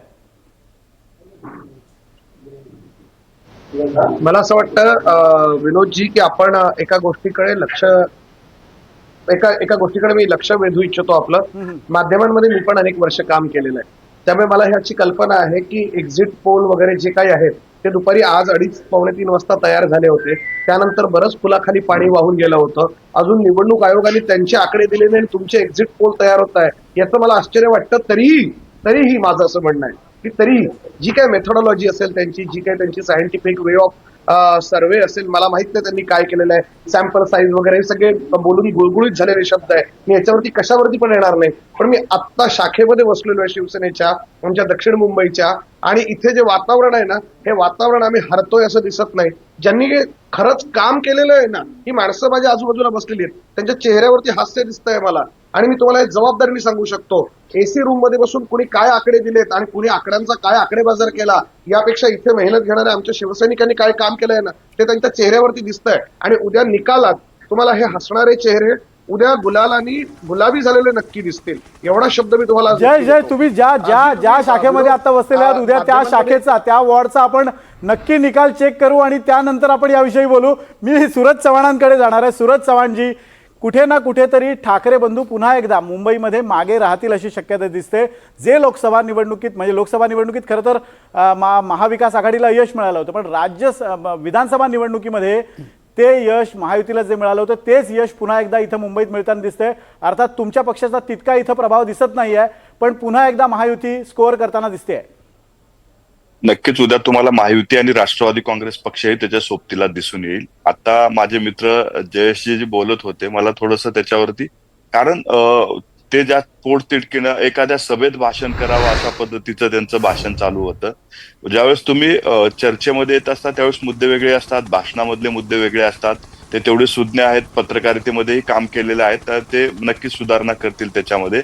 मी त्यांना एक गोष्ट सांगू इच्छितो की मराठीचा मुद्दा इतका प्रचारात तुम्ही मराठी अस्मिता जागृत करण्याचा प्रयत्न केलात, परंतु आजही मराठी माणूस तुमच्यावर पाहिजे तितका विश्वास ठेवायला तयार नाही. त्याचं कारण म्हणजे तुमच्या हातात सत्तेच्या चाव्या असताना मराठी माणूस हे साऊथ मुंबईमधनं बाहेर पाठवण्याचं काम हे तुम्हीच केले. त्याच्यामुळं अजूनही मराठी माणसाचा विश्वास तुमच्यावरती नाही. हे आकडे, हे अंदाज जरी असले तर उद्या अशाच पद्धतीचे निकाल असतील. त्याचं कारण महायुतीवरती वाढलेला विश्वास, महायुतीचं सरकार म्हणून करत असलेली कामं, जनकल्याणाची कामं, आणि त्यानंतर मुंबईसाठी एक वेगळा प्लॅन, म्हणजे कोस्टल रोड असू द्या, अटल सेतू असू द्या, मेट्रोचे असू द्या, असे अनेक वेगवेगळे प्रकल्प आहेत. त्या कामांना पसंती दिली असं तुमचं म्हणणं आहे. अनय जोगळेकरांना काहीतरी मुद्दा मांडायचा आहे. अनय जोगळेकर, तुम्ही मुद्दा मांडा, मी पुढच्या वक्त्यांकडे जाणार आहे. या सगळ्या एक्झिट पोल मध्ये एक सूत्र समान दिसतंय. याच्यामध्ये महायुतीला साधारणतः 45% प्लस मायनस 1-2 अशा मतं मिळत आहेत. ठाकरे ब्रँड किंवा ठाकरे अधिक राष्ट्रवादी काँग्रेस शरद पवार यांच्या आघाडीला साधारणतः 37% मतं मिळत आहेत आणि काँग्रेस आणि वंचितला 13-14% मतं मिळत आहेत. पण तरी देखील या सगळ्या आकड्यांमध्ये एवढा मोठा फरक आहे, कारण काँग्रेस आणि वंचितची 13% मतं आहेत ही त्यांनी लढवलेल्या 195 वगैरे जागांमध्ये स्प्रेड आउट होत आहेत का काही मोजक्या पॉकेटमध्ये ती कॉन्सन्ट्रेट होऊन त्यांना जागा मिळत आहेत, त्याच्यावर सगळं गणित अवलंबून असणार आहे. आणि त्यामुळे जर ही 13% मतं काही ठिकाणी एकत्र झाली तर काँग्रेस आणि वंचितला अपेक्षेपेक्षा चांगलं यश मिळेल आणि त्याचा खूप मोठा फटका ठाकरे बंधूंना बसेल. दुसरा मला एक निरीक्षण नोंदवायचं आहे, ते म्हणजे यातला आपण सकाळचा पोल घेऊया ज्याच्यामध्ये महाआघाडीला 75 जागा आहेत, पण त्याच्यात मनसेला फक्त 10 जागा आहेत. म्हणजे बघा, ठाकरे बंधू एकत्र झालेत, त्याचा सगळा फायदा शिवसेना उबाठा गटाला होताना दिसतोय. मनसेला त्याच्यात सगळ्यात जास्त नुकसान होताना दिसतंय. याच्यातनं एक गोष्ट समोर येऊ शकते, ती म्हणजे मनसेची मतं शिवसेनेला ट्रान्सफर झाली आहेत, पण शिवसेनेची काही मतं मनसेला ट्रान्सफर होत नाहीयेत. तसंच काँग्रेसची काही मतं शिवसेना उबाटा गटाला ट्रान्सफर झालेत, पण ती मनसेला होत नाहीयेत. आणि त्यामुळे ठाकरे बंधू म्हणून कितीही एकत्र केलं तरी त्याचा सगळ्यात जास्त फटका, म्हणजे 54 पैकी 10 जागा, बाकीच्या सर्व्हेमध्ये तर आणखीन कमी असतील, सगळ्यात मोठा फटका मनसेला बसताना दिसतोय. अगदी टक्केवारीचा विचार केलेला आहे. मिलिंद, मला एकच फक्त धनंजय शिंदेना प्रश्न विचारायचा आहे. धनंजय शिंदे, अनय जोगळेकरांचा जो मुद्दा आहे, 13% मतं साधारण वंचित आणि काँग्रेस आघाडीला मिळताना काही एक्झिट पोलमध्ये दाखवते. जर काँग्रेस ठाकरेंसोबत आली असती तर ही मतांची बेरीज झाली असती आणि कदाचित 20 ते 22 जागांचा फरक पडू शकला नसता का? काँग्रेसचा निर्णय चुकलाय असं वाटतं का? आणि निवडणुकीच्या राजकारणामध्ये म्हणजे कुठच्या युती झाल्या किंवा आघाड्या झाल्या तर मग ती जसे सर्वेप्रमाणे रिझल्ट दिसतात तशी आकडेवारी बदलली असती तर असं होत नसतं कधी. काँग्रेस पक्षाने पहिल्या दिवसापासून म्हणजे आमच्यासाठी जो नगर परिषदांचा जो निकाल लागला त्याच्या अनुभवावरनं आम्ही आमच्या म्हणजे जनशक्ती विरुद्ध धनशक्ती अशा पद्धतीची ती निवडणूक होती. त्यामुळे आमची जी मूल्य होती त्या मूल्यांच्या संविधानिक चौकटीतच आम्ही लढलो. ध्रुवीकरण दोन्ही आघाड्यांनी केलं त्याला बळी न पडता आम्ही जे शहरांच्या निवडणुकांसाठी जे रस्ता, आरोग्य, वीज, पाणी, दळणवळण व्यवस्था याच 4 ते 5 महत्वाच्या मुद्द्यांवर लढलो. आणि महत्वाचं म्हणजे पर्यावरणाच्या मुद्द्याचा जो जाहीरनामा जो आहे हा काँग्रेस पक्षाने सर्वप्रथम जाहीर केला. त्यामुळे आम्ही मूल्यांच्या चौकटीत लढलो ही निवडणूक आणि तशीच आमची परंपरा आहे. आमच्या दृष्टीने सत्ता हे साध्य नाहीये. कारण बघा की ज्या पद्धतीने आता पैशाचा वाटप झाला, धनशक्ती, मनगटशाही, निवडणूक आयोगाची यंत्रणा आणि विजवीज ज्या पद्धतीने आम्ही लढलो, तर मला असं वाटतं की ही चांगली लढत दिलेली आहे. म्हणजे 400 वर्षापूर्वी जेव्हा म्हणजे आम्ही बोलतो कार्यकर्त्यांमध्ये की जेव्हा अफजल खान पूर्ण सैन्यासह स्वराज्यावरती स्वारी करण्यासाठी आलेला, तशा पद्धतीची तयारी महायुतीच्या घटक पक्षांनी, भाजप असो, शिवसेना असो किंवा अजित पवारांच्या राष्ट्रवादीने सुद्धा पुण्यात आणि इतर ठिकाणी फार मोठं उदाहरण देतात, तशी स्थिती दिसत नाहीये. पण अशा परिस्थिती तुलना पण अशी केली पराभूत समोर दिसत असताना शिंदेजी की ती तुलना परत तुमच्यावर तोच प्रश्न विचारला जाणार. सक्षणाजींच्याकडे जायचं, पण त्यापूर्वी निरंजन डावखरे यांना एक प्रश्न. निरंजनजी, मुंबईतलं गणित जे काही आता एक्झिट पोलमधनं समोर आलंय, तुम्हाला काय प्रकारची अपेक्षा होती? का याच्यापेक्षा थोडीशी जास्त अपेक्षा होती पण प्रत्यक्षात एक्झिट पोलमध्ये मिळताना कमी दिसत आहेत? मिलिंदजी, मुळात 140 प्लस 10 याची अपेक्षा ही आम्हाला आहे. आम्ही 140 ते 150 पर्यंत पोचू असा विश्वास आम्हाला आहे. आणि एक साधारणपणे मी मगासपासून सगळी चर्चा ऐकत होतो, आपण एक लक्षात घेतलं पाहिजे की आत्ताचा जो मराठी तरुण आहे ना, म्हणजे हे 2017, 18, 19 नंतरच्या होणाऱ्या या महानगरपालिकेच्या निवडणुका आहेत आणि मुंबई असेल, ठाणे असेल, नवी मुंबई असेल, हे जवळपास एक मिनी इंडिया झालं आहे. वेगवेगळ्या प्रांतातनं, वेगवेगळ्या राज्यातनं या इकडे लोक हे रोजगारासाठी आलेले आहेत. त्यात जो मराठी तरुण या इकडे आहे तो जॉब ओरिएंटेड आणि स्वतःचं करिअर ओरिएंटेड आहे. त्याची भूमिका अतिशय स्पष्ट आहे, बाप दाखव नाही तर श्राद्ध घाल. ठाकरे बंधू एकत्र येणं हा एक इव्हेंट होता, तो इव्हेंट झाला, लोकांनी टी व्हीवरती ते बघितलं, तेवढा पुरतं तो पूर्ण झाला. पण त्याच्यामध्ये मराठी माणसाला किंवा मराठी तरुणांना काहीतरी त्याच्यामध्ये त्याचं भलं होईल ही अपेक्षा किंवा त्या संदर्भातलं त्यांचं जे खाली कम्युनिकेशन असेल हे मला वाटत नाही की कुठेही ते पर्क्युलेट झालं किंवा लोकांनी ते स्वीकारलंही. आज लोकांना हे स्पष्टपणे दिसतंय की आपल्या भागातला, आपल्या शहरातला जो विकास होऊ शकतो तो महायुतीच्या माध्यमानेच होऊ शकतो. आणि आजची जी पिढी आहे ही अतिशय प्रॅक्टिकल आहे आणि त्याच्यामुळे त्या लोकांनी या सगळ्या गोष्टींना नजरेसमोर ठेवून मतदान केलेलं आहे. मला असं वाटतं की जे काही भावनिक आवाहन याच्या अगोदर ज्या कुठल्या पक्षांनी केले ते सपशेल अपयशी ठरलं आहे हे आपल्याला मतदानाच्या या टक्केवारीमधनं निश्चितपणे दिसून येतं. ठीक आहे, आपल्याला या एक्झिट पोलच्या अंदाजावरनं दिसून येतं.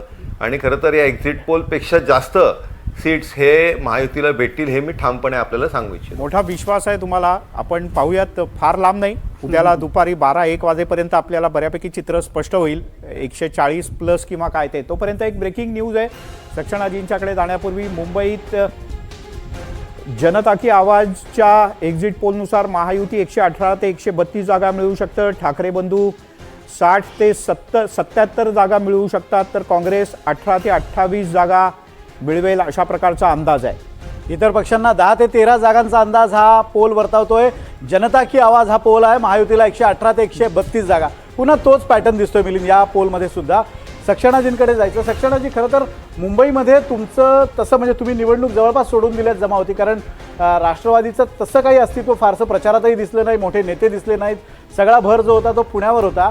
पण तरीसुद्धा मुंबईचे हे निकाल किंवा एक्झिट पोलचे हे निष्कर्ष कुठे ना कुठेतरी तुमच्या पक्षासाठी एक अलार्मिंग बेल आहे असं म्हणता येईल. मला एक स्पष्ट करायचं आहे की आम्ही महाविकास आघाडी म्हणून लढत असताना अगदी आपण लोकसभेचा सुद्धा विचार केला तर त्यावेळेस आम्ही युबीटी गटाला जास्त जागा दिल्या होत्या, काँग्रेसला दिल्या होत्या आणि आमच्या पक्षाने 10 जागा लढवल्या होत्या. तरी आम्ही खूप चांगल्या पद्धतीने परफॉर्म लोकसभा 2024ला केला. त्यानंतर आता जे नगर परिषद इलेक्शन झाले तेव्हाही आम्ही महाविकास आघाडी म्हणून काही ठिकाणी, आणि ती लोकल इलेक्शन्स असल्यामुळे सेपरेट पण लढलो, तो विषय लोकलचा होता. आता म्युन्सिपल कॉर्पोरेशनमध्ये 29 महानगरपालिकेमध्ये अर्थातच त्यात आम्हाला कमीपणा असण्याचं कारण आहे. मुंबईमध्ये पूर्वीपासूनच युबीटी गटाची, युबीटी पक्षाची खूप मोठी ताकद आहे आणि त्यांचा करिश्मा आहे. कोणीही इथे असणाऱ्या पॅनलिस्ट लोकांनी नाकारायचं कारण नाही.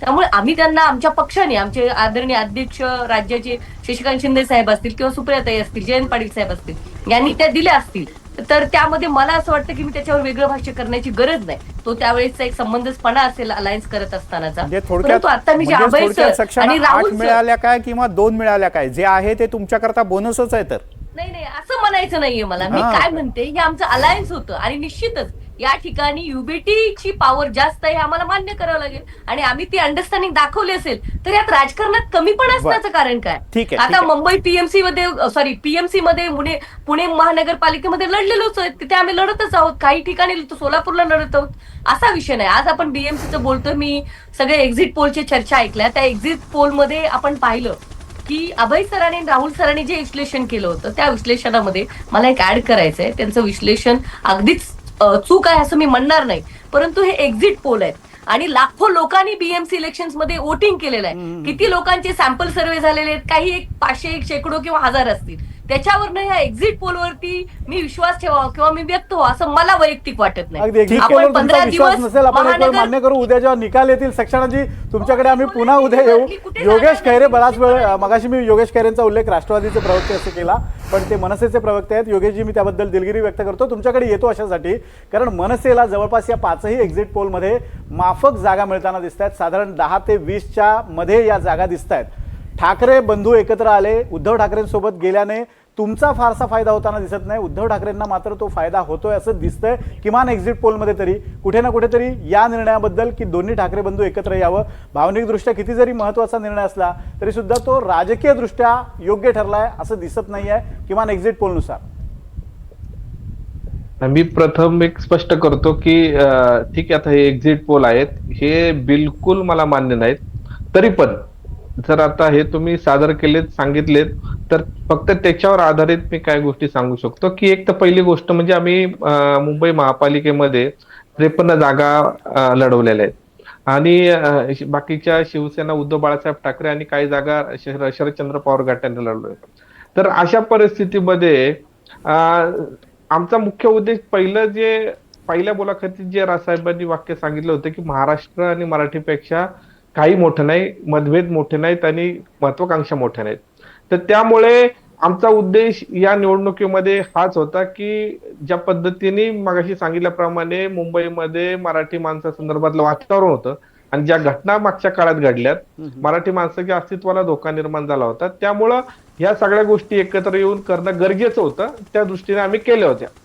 आता सगळ्यात महत्वाची गोष्ट म्हणजे आपल्या एकंदर या चर्चेमध्ये प्लीज कृपया याला पॉलिटिकल स्टेटमेंट समजू नका. अजिबात नाही समजत, तुम्ही स्टेटमेंट तर करा की भारतीय जनता पार्टी आणि शिवसेना शिंदे गट यांची युती होती, याबरोबर आणखी एक पक्ष त्यांच्याबरोबर लढत होता, तो म्हणजे निवडणूक आयोग. म्हणजे सुरुवातीपासून आपण बघितलं असेल की या दोन्ही पक्षांनी दुबार मतदान असो किंवा बोगस मतदार असो, या संदर्भात आम्ही मोर्चे काढले, सगळ्या गोष्टी निदर्शनास आणून दिल्या, त्यामध्ये काहीही बदल झाला नाही.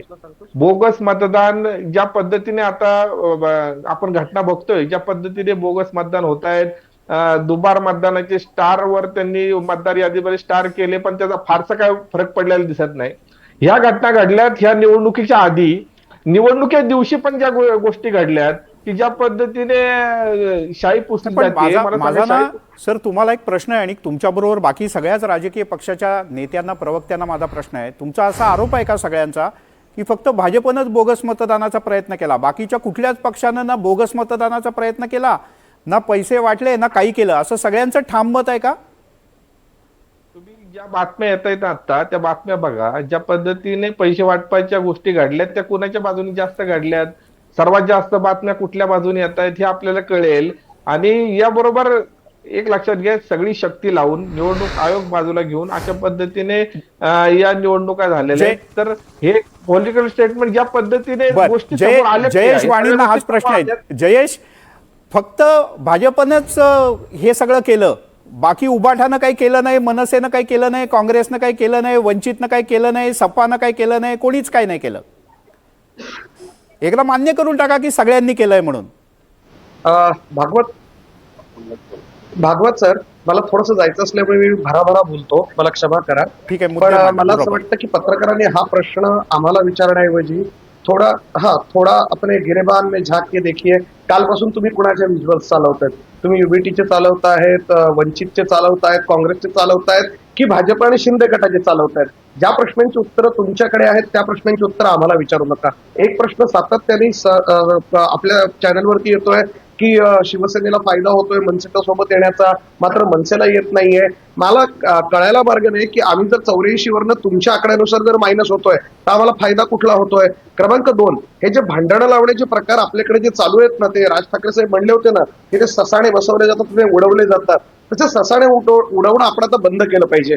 यासाठी, कारण की वकील असल्यामुळे मला आता एका सन्माननीय पॅनलिस्टने सांगितलं की चर्चा कशी करायची असेल तर मी त्यांच्याकडून शिकेन ती. कोर्टातही कदाचित मी कमी पडत असेल किंवा आजपर्यंतचं ते काय मला जमलंही नसेल तर मी त्यांच्याकडून शिकेन कशी चर्चा करायची. मात्र मला पुरावे देऊन बोलता येतात. माझ्या बाजूला अरविंद गावडे बसले आहेत तिथे आणि मी शिवसेनेच्या शाखेत बसलेलो आहे. हे मनसेचे पदाधिकारी आहेत, ठाकरेंसाठी सगळे एक होऊन लढतायत. अजून आकडे यायचे, मी त्यांच्याकडे आपल्याशी बोलत असताना तेच विचारत होतो की कुठले कुठले आकडे आले, काय आले. आकडे आलेले नाहीयेत. महाराष्ट्र निर्माण सेनेचे लोक पूर्ण जिद्दीने आमच्या बरोबर लढतायत. 2 भाऊ एक झालेले महाराष्ट्रामध्ये कुणाला नको आहेत. एक चांगला मुद्दा माननीय आमदार साहेबांनी मांडला, निरंजन डावखरे साहेबांनी, की नवीन पिढी आलेली आहे. माझं हेच तर म्हणणं आहे की आता प्लीज बीप करू नका, कारण की मी अदानीचं नाव घेणार आहे.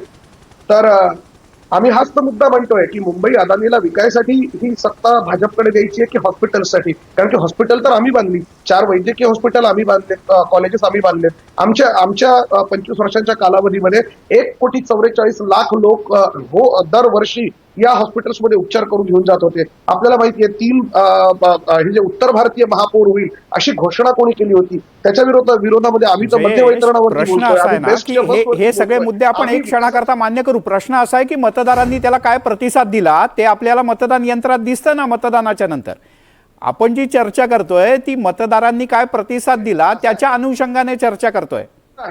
सर माझं वाक्य संपवू देत. ठीक आहे. आपल्याच प्रश्नाचं उत्तर देतो की इच्छे बसलेल्या पैकी पॅनलिस्ट पैकी मला तर माहित नाही, मी नाहीये, पण कोण बाबा वेंगा आणि तो नास्त्रदामस आहे मला माहित नाही, किंवा सर्वे करणारे ज्यांना भविष्य दिसतं त्यांच्या सुद्धा 80% भविष्यवाण्या खोट्या निघालेल्या आहेत.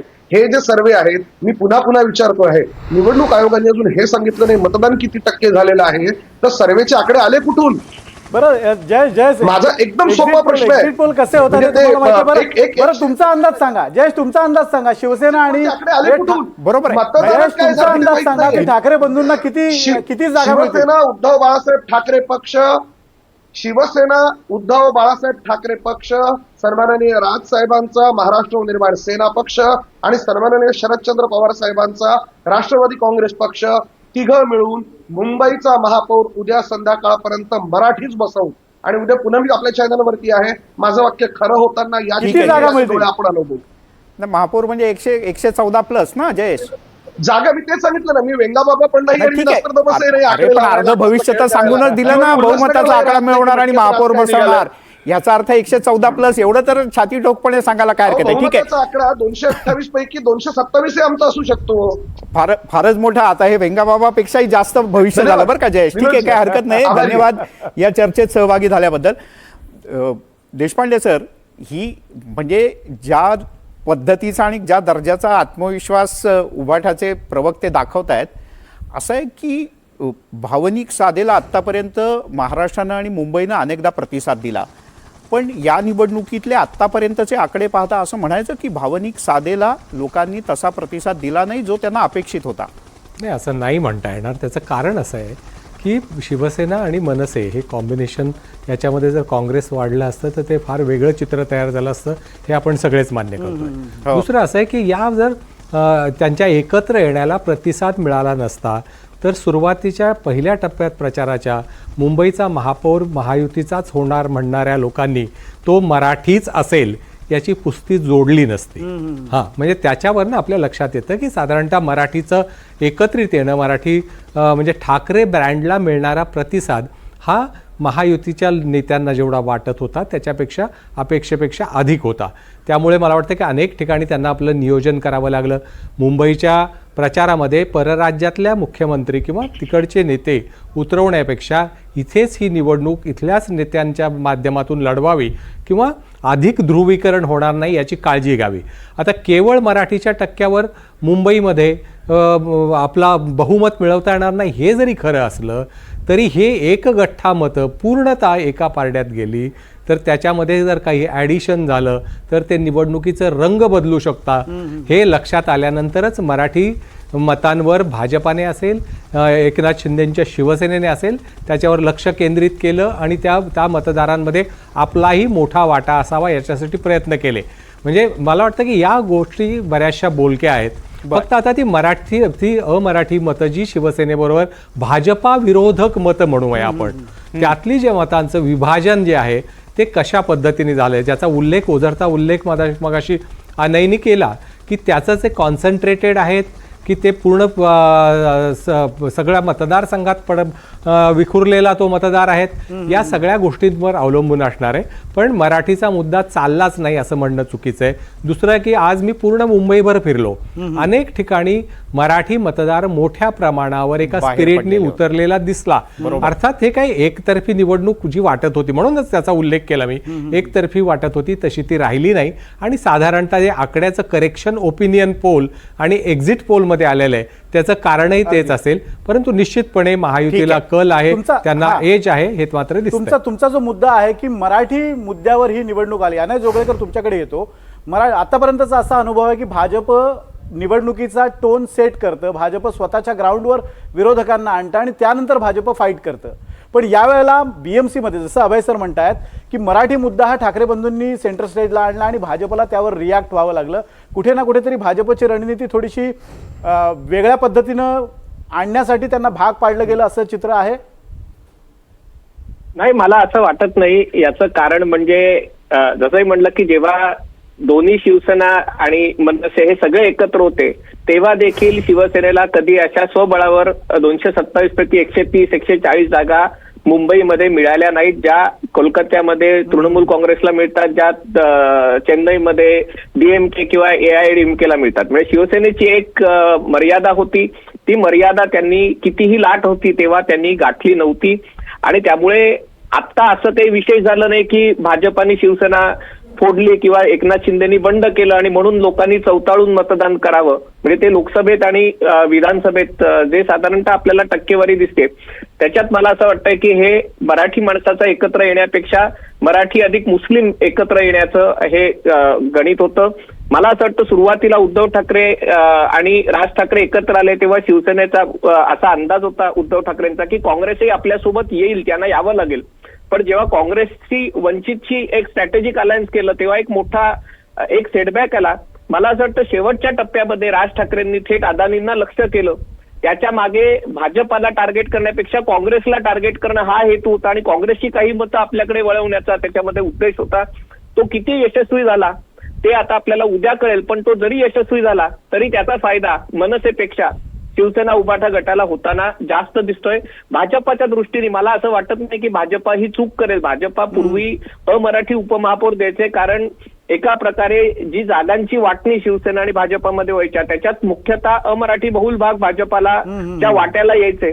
पण मधल्या काळात भाजपाने शिवसेनेचे अनेक नेते घेतले. शिवसेना एकसंध असताना शिवसेनेतनं बाहेर गेलेले आणि नंतर एकनाथ शिंदे त्यांच्या सोबत आले आणि त्यामुळे भाजपाला अमराठी चेहरा देण्याची गरज एका प्रकारे जी एक त्यांच्यावर जी मर्यादा होती ती नाहीशी झाली आणि भाजपातही मराठी नेतृत्व पुढे आले. ठीक आहे ते ब्रँड ठाकरेंची कम्पीट करू शकले नाहीत पॉलिटिकली पण तरी देखील आशिष शेलार असतील, अमित साटम असतील, इतरही असतील हे भाजपाचे चेहरे, नितेश राणे असतील हे सातत्याने पुढे आणले गेले मुंबईमध्ये आणि त्यामुळे मला असं वाटत नाही याच्यात अशी काही गरज पडली. तुमच्या बोलण्यातला एक मुद्दा घेऊन जो प्रश्न खरं तर विनोदने मगाशी मनसेच्या प्रवक्त्यांनाही विचारला होता की उद्धव ठाकरे आणि राज ठाकरे एकत्र येण्याचा अधिक फायदा हा उद्धव ठाकरे यांच्या शिवसेनेला होताना दिसतोय ना की मनसेला होताना दिसतोय.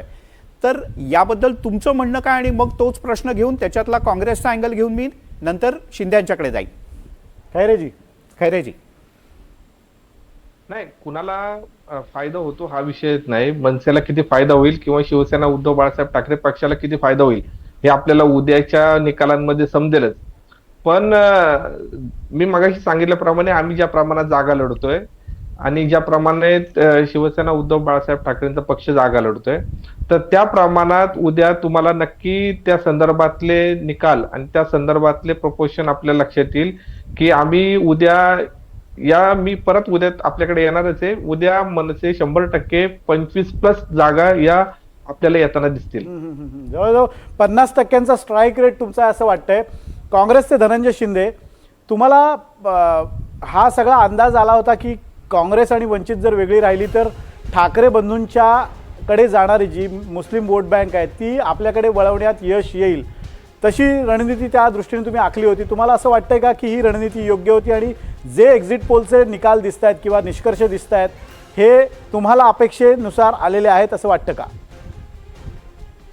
नाही, आमची अपेक्षा अजून एक साधारणपणे 51 तरी चा आकडा आम्ही क्रॉस करू अशी होती या सगळ्या ह्याच्यात. आणि आम्ही मराठी मतं लक्षात ठेवून किंवा मनसे आणि शिवसेनेबरोबर युती करून कशा पद्धतीने काय आपल्याला डॅमेज होईल ह्या गोष्टींचा आम्ही विचारच केला नव्हता, अगदी स्पष्ट तुम्हाला सांगायचं तर. आणि जसं मगाशी म्हटलं त्याप्रमाणे की काँग्रेसने हा निर्णय पूर्णपणे स्थानिक स्वराज्य संस्थांची जी लिडरशिप आहे, म्हणजे मुंबई बाबतीत जर बोलायचं झालं तर मुंबई कमिटीला हा निर्णय घ्यायचा होता आणि कार्यकर्त्यांची ही निवडणूक असते स्थानिक स्वराज्य संस्थांची. तर तो विचार लक्षात घेऊन काँग्रेसने स्वतंत्रपणे लढायचं ठरलं. आणि नुसतं म्हणजे मुंबईतच नाही, बऱ्याच अनेक ठिकाणी म्हणजे आम्ही महाविकास आघाडी सोबत नाही आहोत, सेपरेटली लढतो आहोत किंवा वंचित बहुजन आघाडी लातूरमध्ये सुद्धा आहे आमच्यासोबत. त्यामुळे अशा पद्धतीने संघटना बांधणीच्या दृष्टीने आणि आपल्या विचारांनी आपल्या संविधानिक चौकटीमध्ये निवडणूक लढवायची हे मी पुन्हा पुन्हा सांगतो. तर त्या विचारांनी माझा प्रश्न असा होता की तुमचा फोकस कोणावर होता, म्हणजे उत्तर भारतीय मतांवर होता, नॉन महाराष्ट्रीयन मतांवर होता, मराठी मतांवर होता? कारण सुरुवातीच्याच टप्प्यात तुम्ही कुणीही जाहीरनामा जाहीर न केलेला असताना काँग्रेसने एक 5 ते 6 पॉइंटर्सचा जाहीरनामा दिला, त्यात छठ पूजेसाठी वेगळे घाट बांधले जातील. कुठे ना कुठेतरी उत्तर भारतीय मतांना आकर्षित करण्याचा प्रयत्न होता का? नेमका तुमचा फोकस वोटर कोण होता? काँग्रेसने मुंबई जी कॉस्मोपॉलिटन सिटी आहे तर काँग्रेसने सर्वच मतदारांना साथ घातली. आणि सगळ्यात पहिला जो आमचा मॅनिफेस्टोचा मुद्दा जो होता तो पर्यावरणाच्या बाबतीत होता. तुम्हाला कल्पना असेल की दीड महिन्यापूर्वी मुंबईमधल्या थंडीचं प्रमाण वाढलेलं आणि प्रचंड प्रमाणामध्ये AQI पण वाढलेला, जो अजूनही सुद्धा मोठ्या प्रमाणात आहे. दुर्दैवाने सत्ताधारी भारतीय जनता पक्ष महायुती, त्यांची केंद्रात सत्ता आहे, राज्यात सत्ता आहे, सगळी यंत्रणा असून सुद्धा ह्या महत्वाच्या जगण्याच्या प्रश्नांबद्दल कोणीच बोललं नाही. कारण AQIचा मुद्दा जो आहे हा राजकारणाच्या पलीकडचा आहे. कारण तुमच्या आणि आमची फुफ्फुसं जी आहेत ती ज्या पद्धतीने अनधिकृत पद्धतीने कामं चाललेली आहेत, कायद्याचं पालन केलं जात नाहीये, तर आपली फुफ्फुसं धोक्यामध्ये आहेत, आपला जीव धोक्यात आहे. दुर्दैवाने एवढी ताकद असून सुद्धा महायुती या पद्धतीने त्यांनी विचार केला नाही, नरेटिव्ह सेट करायचा प्रयत्न केला नाही आणि शेवटी मग त्यांना हिंदू मुस्लिम अशा पद्धतीने किंवा जगण्या मरण्याचे मुंबईकरांचे प्रश्न मागे पडले आणि तुमचा जो प्रयत्न होता तो थोडासा मागे पडला असं तुम्हाला म्हणायचंय. मला सूरज चव्हाणांकडे जायचंय कारण त्यांच्याकडे बोलण्यासारखं बरंच आहे आणि विशेषतः नवाब मलिकांना भाजपनं टार्गेट केल्यानंतर त्यांच्यासाठी ही निवडणूक थोडीशी प्रतिष्ठेची तर झालेली आहेच पण आव्हानात्मक अधिक झालेली आहे. सूरज चव्हाणजी, या सगळ्या सिनारिओमध्ये नवाब मलिकांचं नेतृत्व क्लिक होईल असं तुम्हाला वाटतंय का? 100% क्लिक होईल. उद्याच्या निकालाच्या नंतर ते आपल्याला दिसून येईल. राष्ट्रवादी काँग्रेस पक्ष भूमिका घेतली की नवाबाच्या नेतृत्वात मुंबई महानगरपालिकेच्या निवडणुका लढल्या पाहिजेत. भारतीय जनता पार्टीकडनं काही त्यांच्या नेत्याकडनं आमच्या मुंबईच्या नेतृत्वावर ऑब्जेक्शन्स घेण्यात आले. त्यानंतर आम्ही वेगळी भूमिका घेतली आणि जास्तीत जास्त कार्यकर्ते पदाधिकाऱ्याला त्या ठिकाणी न्याय देण्याचं काम केलेलं आहे. उद्याच्या निकालाच्या नंतर मात्र आपल्याला परिस्थिती वेगळी दिसून येईल. त्यांच्या नेतृत्वामध्ये या ठिकाणी एक चांगला आकडा हा राष्ट्रवादी काँग्रेस पक्षाचा दिसून येईल. माझं एक निरीक्षण मुंबईमध्ये फिरत असताना प्रचाराच्या दरम्यान एक आलेला आपल्याला सांगू इच्छितो की मगापासून जो विषय चालू आहे की शिवसेनेनं आणि राजसाहेबांनी मराठी अस्मिता जागृत करण्याचा प्रयत्न केला का, तो नक्कीच त्यांच्याकडनं तो प्रयत्न झाला. काही ठिकाणी त्याचा उपयोग आणि फायदाही त्यांना होताना दिसतोय. परंतु त्यांची परिस्थिती एक म्हणजे जे महानगरपालिकेमध्ये शिवसेनेकडनं प्रतिनिधित्व केलेली लोक होती, जी अनुभवी लोक होती, जे वार्डामध्ये त्यांची पकड होती, अशी अनेक लोक शिवसेनेला सोडून गेल्यामुळं त्या ठिकाणी नवीन चेहरे देण्यात आले. परंतु त्या वार्डातल्या त्या प्रभागातला म्हणजे त्या लोकांचा विश्वास अजून पाहिजे तितका ही लोक आपला विकास करू शकतात किंवा नेते म्हणून स्वीकारण्याचा अजून मला म्हणजे नवीन तरुणांना संधी देण्यात आलेली आहे, तो कुठेतरी चुकीचा निर्णय असं तुम्हाला म्हणायचं आहे. मला ती मानसिकता दिसली नाही की ते त्यांच्यावरती विश्वास ठेवून ते नेतृत्व स्वीकारावं. ते जुन्याच जी काही महानगरपालिकेमध्ये शिवसेनेकडनं तुमचं असं म्हणणं की जुन्या जाणत्यांना संधी देणं गरजेचं होतं. सक्षणाजी, आता मी ऐकत होते सर्वांचं, त्यात माझे जुने सहकारी सूरजजी यांचं मी ऐकलं की निश्चित नवाबभाईंना तिथं क्लिक होण्यासारखं आहे. पण नवाबभाईंचं जे मनोहरण जे झालं किंवा नवाबभाईंचे ज्या पद्धतीने मानसिक खच्चीकरण करण्यात आलं भाजपकडून, हे सगळ्या माध्यमावरती महाराष्ट्राने पाहिलेलं आहे. तरी सुद्धा त्यांना भारतीय जनता पार्टीचीच कड घ्यायची, त्यांच्याच पाठपुळे बसायचंय हे दिसतंय. आणि मी काल परवा माननीय मुख्यमंत्री देवेंद्रजींचा एक इंटरव्ह्यू पाहत होते. त्यांनी स्पष्ट सांगितलं की मला अजितदादा पुण्यामध्ये नावं ठेवतात, ठेवू द्या, काही हरकत नाही, दुःख होतं मला, पण आम्ही ठरवूनच आघाड्या केलेल्या आहेत. कारण आमचे कार्यकर्ते, त्यांचे कार्यकर्ते त्या ठिकाणी लढवणार होते, ते ऍडजस्टमेंट होती, हे त्यांचं वाक्य आहे एका चॅनलला आणि ते आम्ही पाहिलेलं आहे. त्यामुळे त्यांनी आता मुंबईमध्ये काय केलंय, पुण्यामध्ये काय केलंय. पण सक्षणाजी तुम्ही म्हणताय की नवाब मलिकांचा भाजपनं मानभंग केला, पण नवाब मलिक तर म्हणतात आमच्याशिवाय महापौर होऊ शकणार नाही. सूरजजी, नाही नक्कीच उद्याच्या निकालाच्या नंतर मी आपल्याला सांगू इच्छितो की राष्ट्रवादी किंगमेकरच्या भूमिकेत आपल्याला दिसून येईल. उद्या मुंबईचा महापौर मोठं स्टेटमेंट आहे निरंजन डावखरेची, मोठं स्टेटमेंट आहे की आमच्याशिवाय महापौर बसणं शक्य नाही. तुम्ही जरी आता किती जरी झिडकारलं तरी नवाब मलिक तुमच्यावर येणारच असं दिसतंय.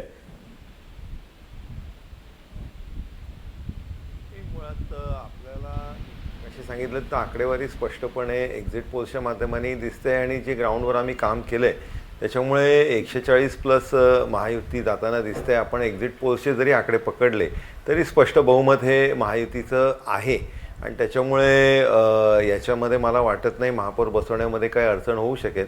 त्याचबरोबर मी सूरज जे माझे जुने सहकारी आहेत, माझे मित्र आहेत, त्यांच्या एका वाक्याशी मी सहमत आहे की या लोकांनी उभाटा असेल, मनसे असेल, या लोकांनी मराठी माणसाच्या अस्मितेचा फक्त आव आणला. आपण मिलिंदजी पण ठाण्यात राहतात, त्यांनी बघितलं असेल की उपाटा मनसेनी प्रचाराच्या दरम्यान इंग्रजी बॅनर लावले होते आणि त्यावेळेस त्यांचं मराठी प्रेम कुठे गेलं होतं. आणि आपणही जे मगाशी म्हटलात की जे दैनंदिन जीवन मरणाचे जे प्रश्न मुंबईकराचे आहेत ते सोडून फक्त भावनिक आवाहन करणं म्हणजे भुके पेट भजन न होय गोपाला अशी परिस्थिती आहे. पण निरंजन मला तुम्हाला प्रश्न हा विचारायचा, आता मतदान झालेलं आहे बघा, मतदान झालेलं, आता पॉलिटिकल करेक्ट राहण्याची गरज नाही, पण मला एक भाजपच्या रणनीतीबद्दल एक प्रश्न आहे, तो आता मी विचारतो कारण आता मतदान झालंय. तुम्ही काही उत्तर दिलं तरी त्याचा काही मतदानावर परिणाम होणार नाही. मुंबईत मुस्लिम मतं भाजपला नको होती हे स्पष्ट आहे. नवाब मलिकांना ज्या पद्धतीनं बाजूला केलं गेलं त्यातनं एक मोठा संदेश भाजपनं दिला. ही रणनीती भाजपची होती की हे आपसूक झालं? मुस्लिम मतं नको होती भाजपला आणि तो संदेश हिंदू मतांमध्ये, मराठी मतांमध्ये जाण्यासाठी त्यांनी असं केलं. मी तुम्हाला मुंबईपेक्षा ना प्रॅक्टिकली मी ठाण्यामधला माझा अनुभव तुम्हाला सांगतो की मिलिंदजीलाही माहिती आहे की राबोडी आमचा जो मुस्लिम परिसर आहे त्याच्यामध्येही आज भारतीय जनता पार्टीचं कमळ फुलताना चित्र तयार झालेलं आहे. आज मुस्लिम बहुल भागांमध्येही लोकांनी विचारलंय की कमल किधर है, कारण त्यांना विकास पाहिजे. ते जात धर्म पंथ सोडून यावेळेस मतदान करायला मागतायत. या महानगरपालिकेच्या ज्या इलेक्शनमध्ये मी फिरताना चित्र बघितलंय ना, ते फक्त आणि फक्त आमच्या प्रभागाचा विकास कोण करून देईल, माझ्या दैनंदिन जीवन मरणाचा जो प्रश्न आहे हे कोण सोडवेल आणि त्याच्या मागे कोण त्या ताकदीची सत्ता आहे. म्हणजे मुस्लिम मतांवर मिलिंद आक्षेप नाहीये, त्यांना आक्षेप फक्त नवाब मलिकांवर आहे. आणि म्हणूनच मला सूरज चव्हाणांना विचारायचं आहे, सूरजजी त्यांची घ्यायची तयारी नाहीये. ते म्हणतात आमचं बहुमत येणार, पण तुमची जायची तयारी आहे, तुम्ही तयार आहात बॅग उचलून जायला? आम्ही असं नाही म्हणलं की तयार आहोत, आम्ही असं म्हटलं की महायुती म्हणजे गंमत वाटते. आता उत्तर तुमच्या उत्तराकडे त्यांचं लक्ष आहे. नाही, एक मिनिट मी माझं पूर्ण करतो. उद्या मुंबईचा महापौर राष्ट्रवादीच्या पाठिंब्याशिवाय बसणार नाही हे मी तुम्हाला म्हटलं. म्हणजे तुमची तयारी आहे ना भाजप सेनेला पाठिंबा द्यायची, ज्यांनी नवाब मलिकांना आणि राष्ट्रवादीला एवढं टोकलं मुंबईत? नाही, एक गोष्ट तरी बघा की आम्ही पॅनलवर बसलेले ही पक्षाची भूमिका मांडतो. पक्ष नेतृत्व याबाबतचा अंतिम निर्णय घेत असतो.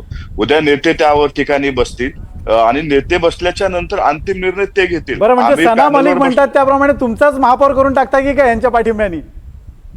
नक्कीच ती संधी भेटली. ठीक आहे, आपण अभय देशपांडेंकडे जाऊया. अभय देशपांडेजी, मला विचारायचा हा आहे मुद्दा की नवाब मलिकांना बाजूला ठेवण्यातनं एक भाजपनं एक त्याला आपण message स्ट्रॉंग दिला. मेसेज दिलेला आहे हिंदू मतांमध्ये. नाही निश्चितपणे आपण या आधीचं पण बघितलं असेल तर नवाब मलिक यांना उमेदवारी द्यायला विधानसभेला त्यांनी विरोध केला होता. दुसरं असं आहे की मला सूरज चव्हाण यांना विचारायचं की धोरणात्मक निर्णय तर पक्ष घेईलच, परंतु तुम्ही अनेक ठिकाणी जर किंगमेकरच्या भूमिकेत असाल तर राज्यात आणि केंद्रात ज्यांच्या बरोबर आहे त्यांच्याबरोबरची नैसर्गिक युती पुढेही कायम राहील का पर्याय सगळे खुले ठेवणार आहात? नाही, आमची प्रायोरिटी महायुती म्हणून महायुतीलाच राहील. कारण विकास जर करायचा असेल तर आपल्याला सगळ्यांना सरकारची हे सोबत असावंच लागतं आणि महायुती म्हणून राज्यात आणि केंद्रात आम्ही सोबत आहोत. नक्कीच त्या ठिकाणी आमचा सन्मान व्यवस्थित राखला गेला तर महायुतीमध्ये आकडे तसे आले तर कदाचित सन्मान राखला जाईल. सूरजजी 100% उद्याला आणि त्या म्हणतात सूरजजी उद्याच्या निकालानंतर राष्ट्रवादी किंगमेकर राहील. त्याच्यामध्ये मी थोडा ऍड करू का? हा बोला बोला. तुम्ही ऍड करा आणि मग आपण जाऊया सक्षणाताईंकडे. बोला. मी ऍड करू का? मी बोला. आता म्हणजे जुन्या मी सक्षणा एकच एकच मिनिट. सांगतो हा की निरंजनजी एकच बोला. आपण लक्षात ठेवलं पाहिजे की politics is all about possibilities. त्याच्यामुळे आपण पॅनलवरती डिस्कस करत असताना पॉलिटिक्समध्ये everything is possible and nothing is impossible. सूर बदलताना दिसतात. म्हणजे प्रचारादरम्यान जो सूर एकदम द्वेषाचा होता तो आता थोडा सर्वसमावेशक आणि everything is possible in politics. आता तुम्ही म्हटलात की आपण बदल झाले आणि थोडंसं कॅज्युअल याच्यामध्ये बोलायचं म्हणून मी आपल्याला बोललो. बर आपण सक्षणाची प्रतिक्रिया घ्या. सक्षणा पॉलिटिकली मी मोस्ट आता ऐकत होते सूरजजींचं एवढं मनोहरण माननीय नवाबभाई मलिकांचं केलं. राज्याचे एक नेते आहेत ते. मी असं म्हणणार नाही ते मुस्लिम नेते आहेत म्हणून. कधी राष्ट्रवादी काँग्रेस पार्टी पवार साहेबाच्या पार्टीने त्यांना मुस्लिम नेता नाही महाराष्ट्राचा नेता म्हणून जबाबदारी दिली होती, राज्याचा आणि देशाचा प्रवक्ता म्हणून. परंतु आता त्यांना कसं कुजी त्यांचं नेटवर्क करण्यात आलं, त्यांच्या नेतृत्वाला संधी नाही का तर भाजपच्या मांडीला जाऊन मांडी ह्यांनी लावलेत. आणि सगळ्या देशाला महाराष्ट्राला माहिती आहे भाजपला मुस्लिम समाजाची अलर्जी आहे. कटेंगे बटेंगे कोणासाठी आणलं होतं सगळ्यांना माहिती आहे. आणि भारतीय जनता पार्टीने मराठी माणसाचं कौतुकच मुळी नाहीये. आता जेवढी आपण चर्चा ऐकली त्याच्यामध्ये त्यांनी हिंदू महापौर होणार, त्यांनी परत राजजी बोलल्यानंतर उद्धवजी बोलल्यानंतर मराठी माणूस मराठी हिंदू माणूस होणार अशी वाक्यता सुरू केली. याच्यावरून तुम्ही लक्षात घ्या की त्यांचा अजेंडा काय होता. अण्णा मलाई सारख्या माणसाला इथं बोलवणं, जो काहीतरी स्टेटमेंट करून मराठी माणसाचं मन दुखवून जाणार, मुंबईच्या माणसाचं मन दुखून जाणार, मुंबईला बॉम्बे म्हणणार, ही सिटी महाराष्ट्राचा भाग नाही म्हणणार. हे काय होतं? हिंदू म्हणजे हिंदू म्हणायचं आणि उत्तर प्रांतीय साऊथच्या लोकांचा पुळका करत बसायचा. मराठी माणसाचं प्रेम नाही. माझं आजही म्हणणं आहे सर्वेवरती फार कुणी हुरळून जाण्याची गरज नाही. अजून 15-18 तासानंतर चित्र क्लिअर होणार आहे. मला खात्री आहे महाराष्ट्राचा मराठी मन आणि सृजन वोटर असेल, सृजन मतदार असेल तर तो निश्चितपणाने महायुतीला महाविकास आघाडीला मॅन्डेट देईल. आणि मला खात्री आहे उद्धवजी ठाकरे साहेब, पवार साहेब आणि आमचे जे काही सहकारी घटक परत येतील, आमची सत्ता होईल आणि मराठी माणूस मुंबईचा महापौर होईल असं मला वाटतं. ठीक आहे. सूरजजींची प्रतिक्रिया आणि मग आपण मनसेच्या प्रवक्त्यांकडे जाऊया. नाही, आमच्या सक्षणाताई नवाबाईबद्दल जी प्रेम दाखवत आहेत त्याच्याबद्दल आभारच आहे. परंतु सक्षणाताईने एक गोष्ट लक्षात ठेवली पाहिजे, ज्या वेळेस कदाचित त्यांनी भविष्यातल्या गोष्टी जाणल्या असतील आणि त्यामुळे त्यांची ती प्रतिक्रिया असेल.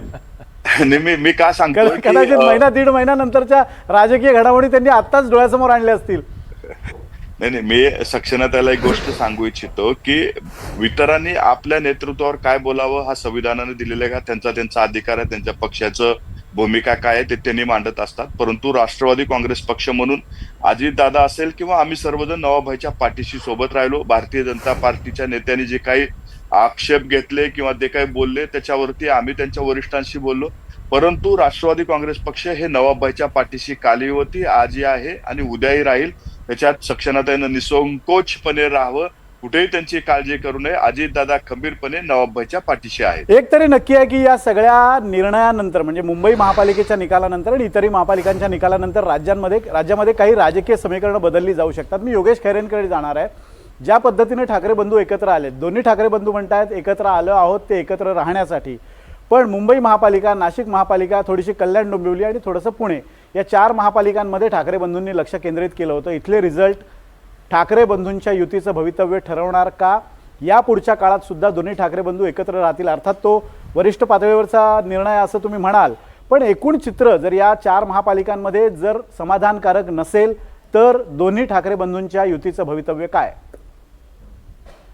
तुमच्या प्रश्नाचं उत्तर देण्याच्या आधी फक्त मी एक 2 विषय सांगतो की म्हणजे आता भारतीय जनता पार्टीचे डावखरेजी आणि सुरेश चव्हाणजी यांच्यात बोलणं ऐकताना मला असं वाटत होतं की येऊ नको तर कुठल्या गाडीत बसू अशा पद्धतीची परिस्थिती राष्ट्रवादी काँग्रेसची वाटली मला, की भारतीय जनता पार्टीचे डावखरेजी म्हणतात आम्हाला गरज नाही, आम्ही आमच्या स्वबळावर, आम्हाला गरज नाही, आम्ही आमच्या स्वबळावर, आणि सुरेश चव्हाणजी म्हणतात की नाही आम्ही तयार आहोत.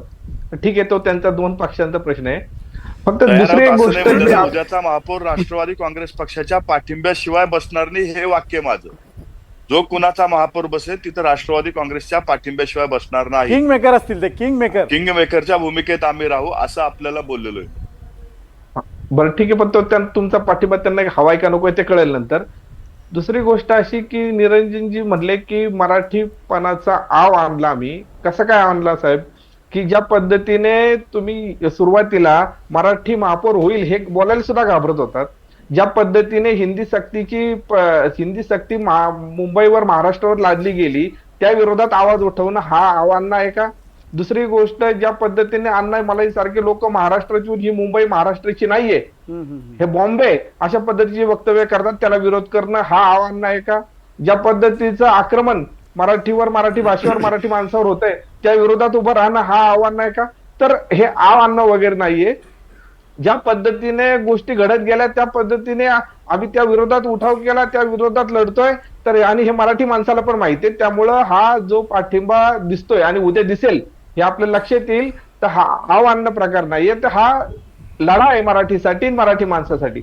आता मी आपल्या प्रश्नाचं उत्तर देतो की ज्या पद्धतीने सांगितलं की आम्ही अनेक ठिकाणी काही महापालिकांमध्ये लढतोय, तर उद्या काही जर निकाल लागले तर ही युती एक लक्षात घ्या की हे आम्ही जे एकत्र आलोय ते मराठी माणसाच्या विषयावर एकत्र आलोय, मराठी माणसासाठी एकत्र आलोय.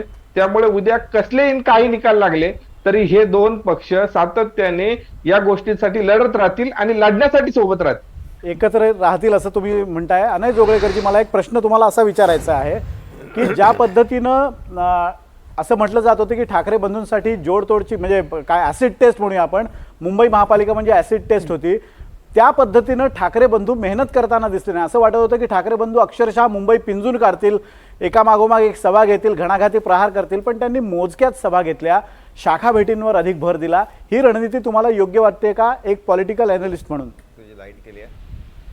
नाही, मला असं वाटतं त्याच्यात रणनीतीपेक्षा थोडीशी मजबुरीचा भाग होता. कारण 2022 पासनं मुंबई महानगरपालिका नगरसेवक नाहीयेत आणि त्याच्यातही ही गोष्ट मान्य करायला पाहिजे की ते भाजपाचे आणि एकनाथ शिंदेचे माजी नगरसेवक आहेत. त्यांचा या ना त्या प्रकारे थोडासा त्यांच्याशी रसद पुरवठा हा होत होता सातत्याने. आणि तुलनेत मनसे तर सत्तेत आतापर्यंत कधीच नव्हता आणि शिवसेना उभाटा गटाकडेही कुठल्याही ठिकाणी सत्ता नसल्यामुळे प्रचार करण्याच्या ताकदीवर मर्यादा होत्या. आणि त्याच्यातही एक गोष्ट मला विशेष जाणवली म्हणजे जर मराठी माणसाचा लढा हा पालघर पासून दिघीपर्यंत होता, तर जिथे ती सगळ्यात ऐरणीवर आहे तिथे ते प्रचाराला गेले नाहीत. त्यांनी हे ठरवलं होतं की मुंबईत जर टिकून राहिले तरच आपण दीर्घ काळासाठी लढू शकू आणि त्यामुळे सगळी ताकद त्यांनी मुंबई महानगरपालिकेवर लावली.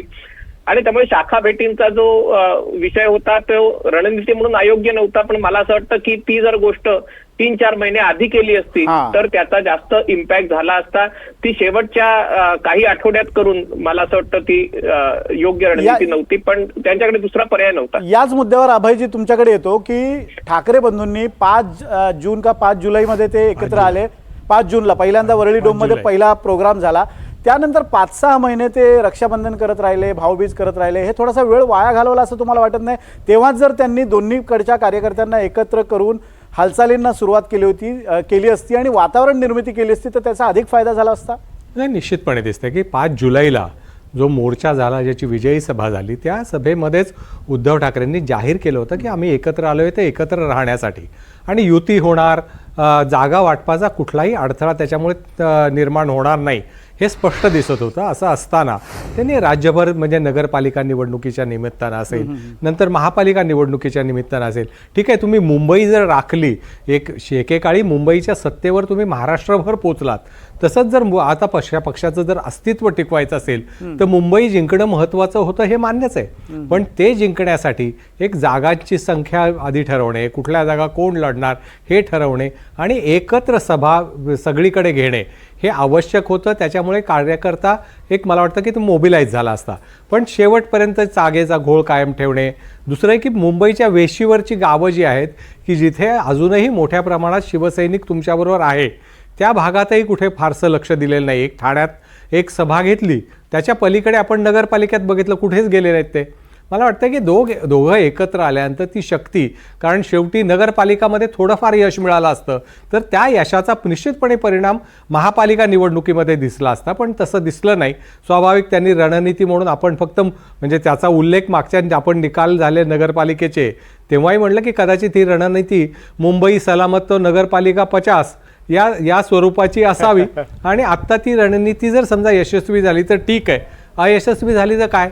कारण भाजपा असतील, शिंदे असतील, यांच्यासाठी ही वर्चस्वाची लढाई आहे. बरोबर आहे. तुमच्यासाठी ही अस्तित्वाची लढाई आहे. आणि त्यामुळे मला वाटतं की ज्या पद्धतीने तो मधला 4 महिन्याचा काळ होता, तो काळ जास्तीत जास्त त्याचा वापर करता आला असता, तो झाला नाही हे तर निश्चित आहे. म्हणजे उद्याचे निकाल ज्या पद्धतीनं अनेक प्रश्नांची उत्तरं देणारे असणार आहेत, तसेच अनेक प्रश्नांना जन्म देणारे ठरणार आहेत. प्रश्न क्रमांक 1 हा असेल की जर उद्या ठाकरे बंधूंना यश मिळालं नाही तर ठाकरे बंधूंच्या युतीचं भवितव्य काय?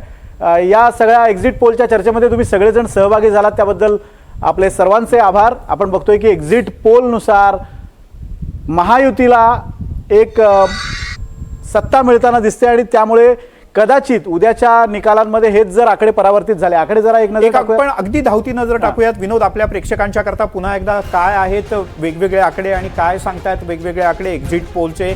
आणि त्या एक्झिट पोलच्या आकड्यानुसार आपण जर का सगळ्यांचा एकत्रित लसावी काढण्याचा प्रयत्न केला, अभयने म्हटलं तसं, तर त्यानुसार महायुतीची सत्ता, महायुतीकडेच मुंबईची सत्ता राहील असं जवळपास स्पष्ट झालंय. पटापट बघू आपण. ॲक्सिसच्या एक्झिट पोलनुसार 131 ते 151 जागा महायुतीला, महाविकास आघाडीला 58 ते 68, अपक्ष आणि इतरांना 12 ते 30. जेव्हीसीमध्ये महायुतीला 138, महाआघाडीला 59, इतरांना 30 जागा मिळतील. DV रिसर्चनुसार 107 ते 122 जागा महायुतीला, महाआघाडीला 68 ते 83, तर अपक्ष आणि इतरांना 30 जागा. सकाळच्या सर्वेनुसार महायुतीला 122 जागा, महाआघाडीला 75 जागा, इतरांना 20. म्हणजे महाआघाडी आणि इतर जरी मिळाले तरी सत्तेची संधी नाही. बरोबर. आणि टाइम्स नेटवर्कच्या एक्झिट पोलनुसार महायुतीला 142, महाआघाडीला 58 आणि अपक्ष आणि इतरांना 27. म्हणजे अगदी काठावर किंवा पूर्ण बहुमत अशा प्रकारची महायुतीची स्थिती आपल्याला आत्ता तरी दिसते आहे. एकूणच एक्झिट पोलच्या नुसार उद्याचे निकाल आपल्याला काय येतात ते पाहणं महत्त्वाचं असेल. आणि उद्या पूर्ण दिवसभर तुम्हाला NDTV मराठीवर मुंबई महापालिकेसह राज्यातल्या 29 महापालिकांचे निकाल अगदी सविस्तर स्वरूपात पाहता येणार आहेत आणि त्याचे राजकीय अर्थ काय होतात त्याचं विश्लेषण आपल्याला ऐकता येणार आहे. त्यामुळे पाहत रहा NDTV मराठी.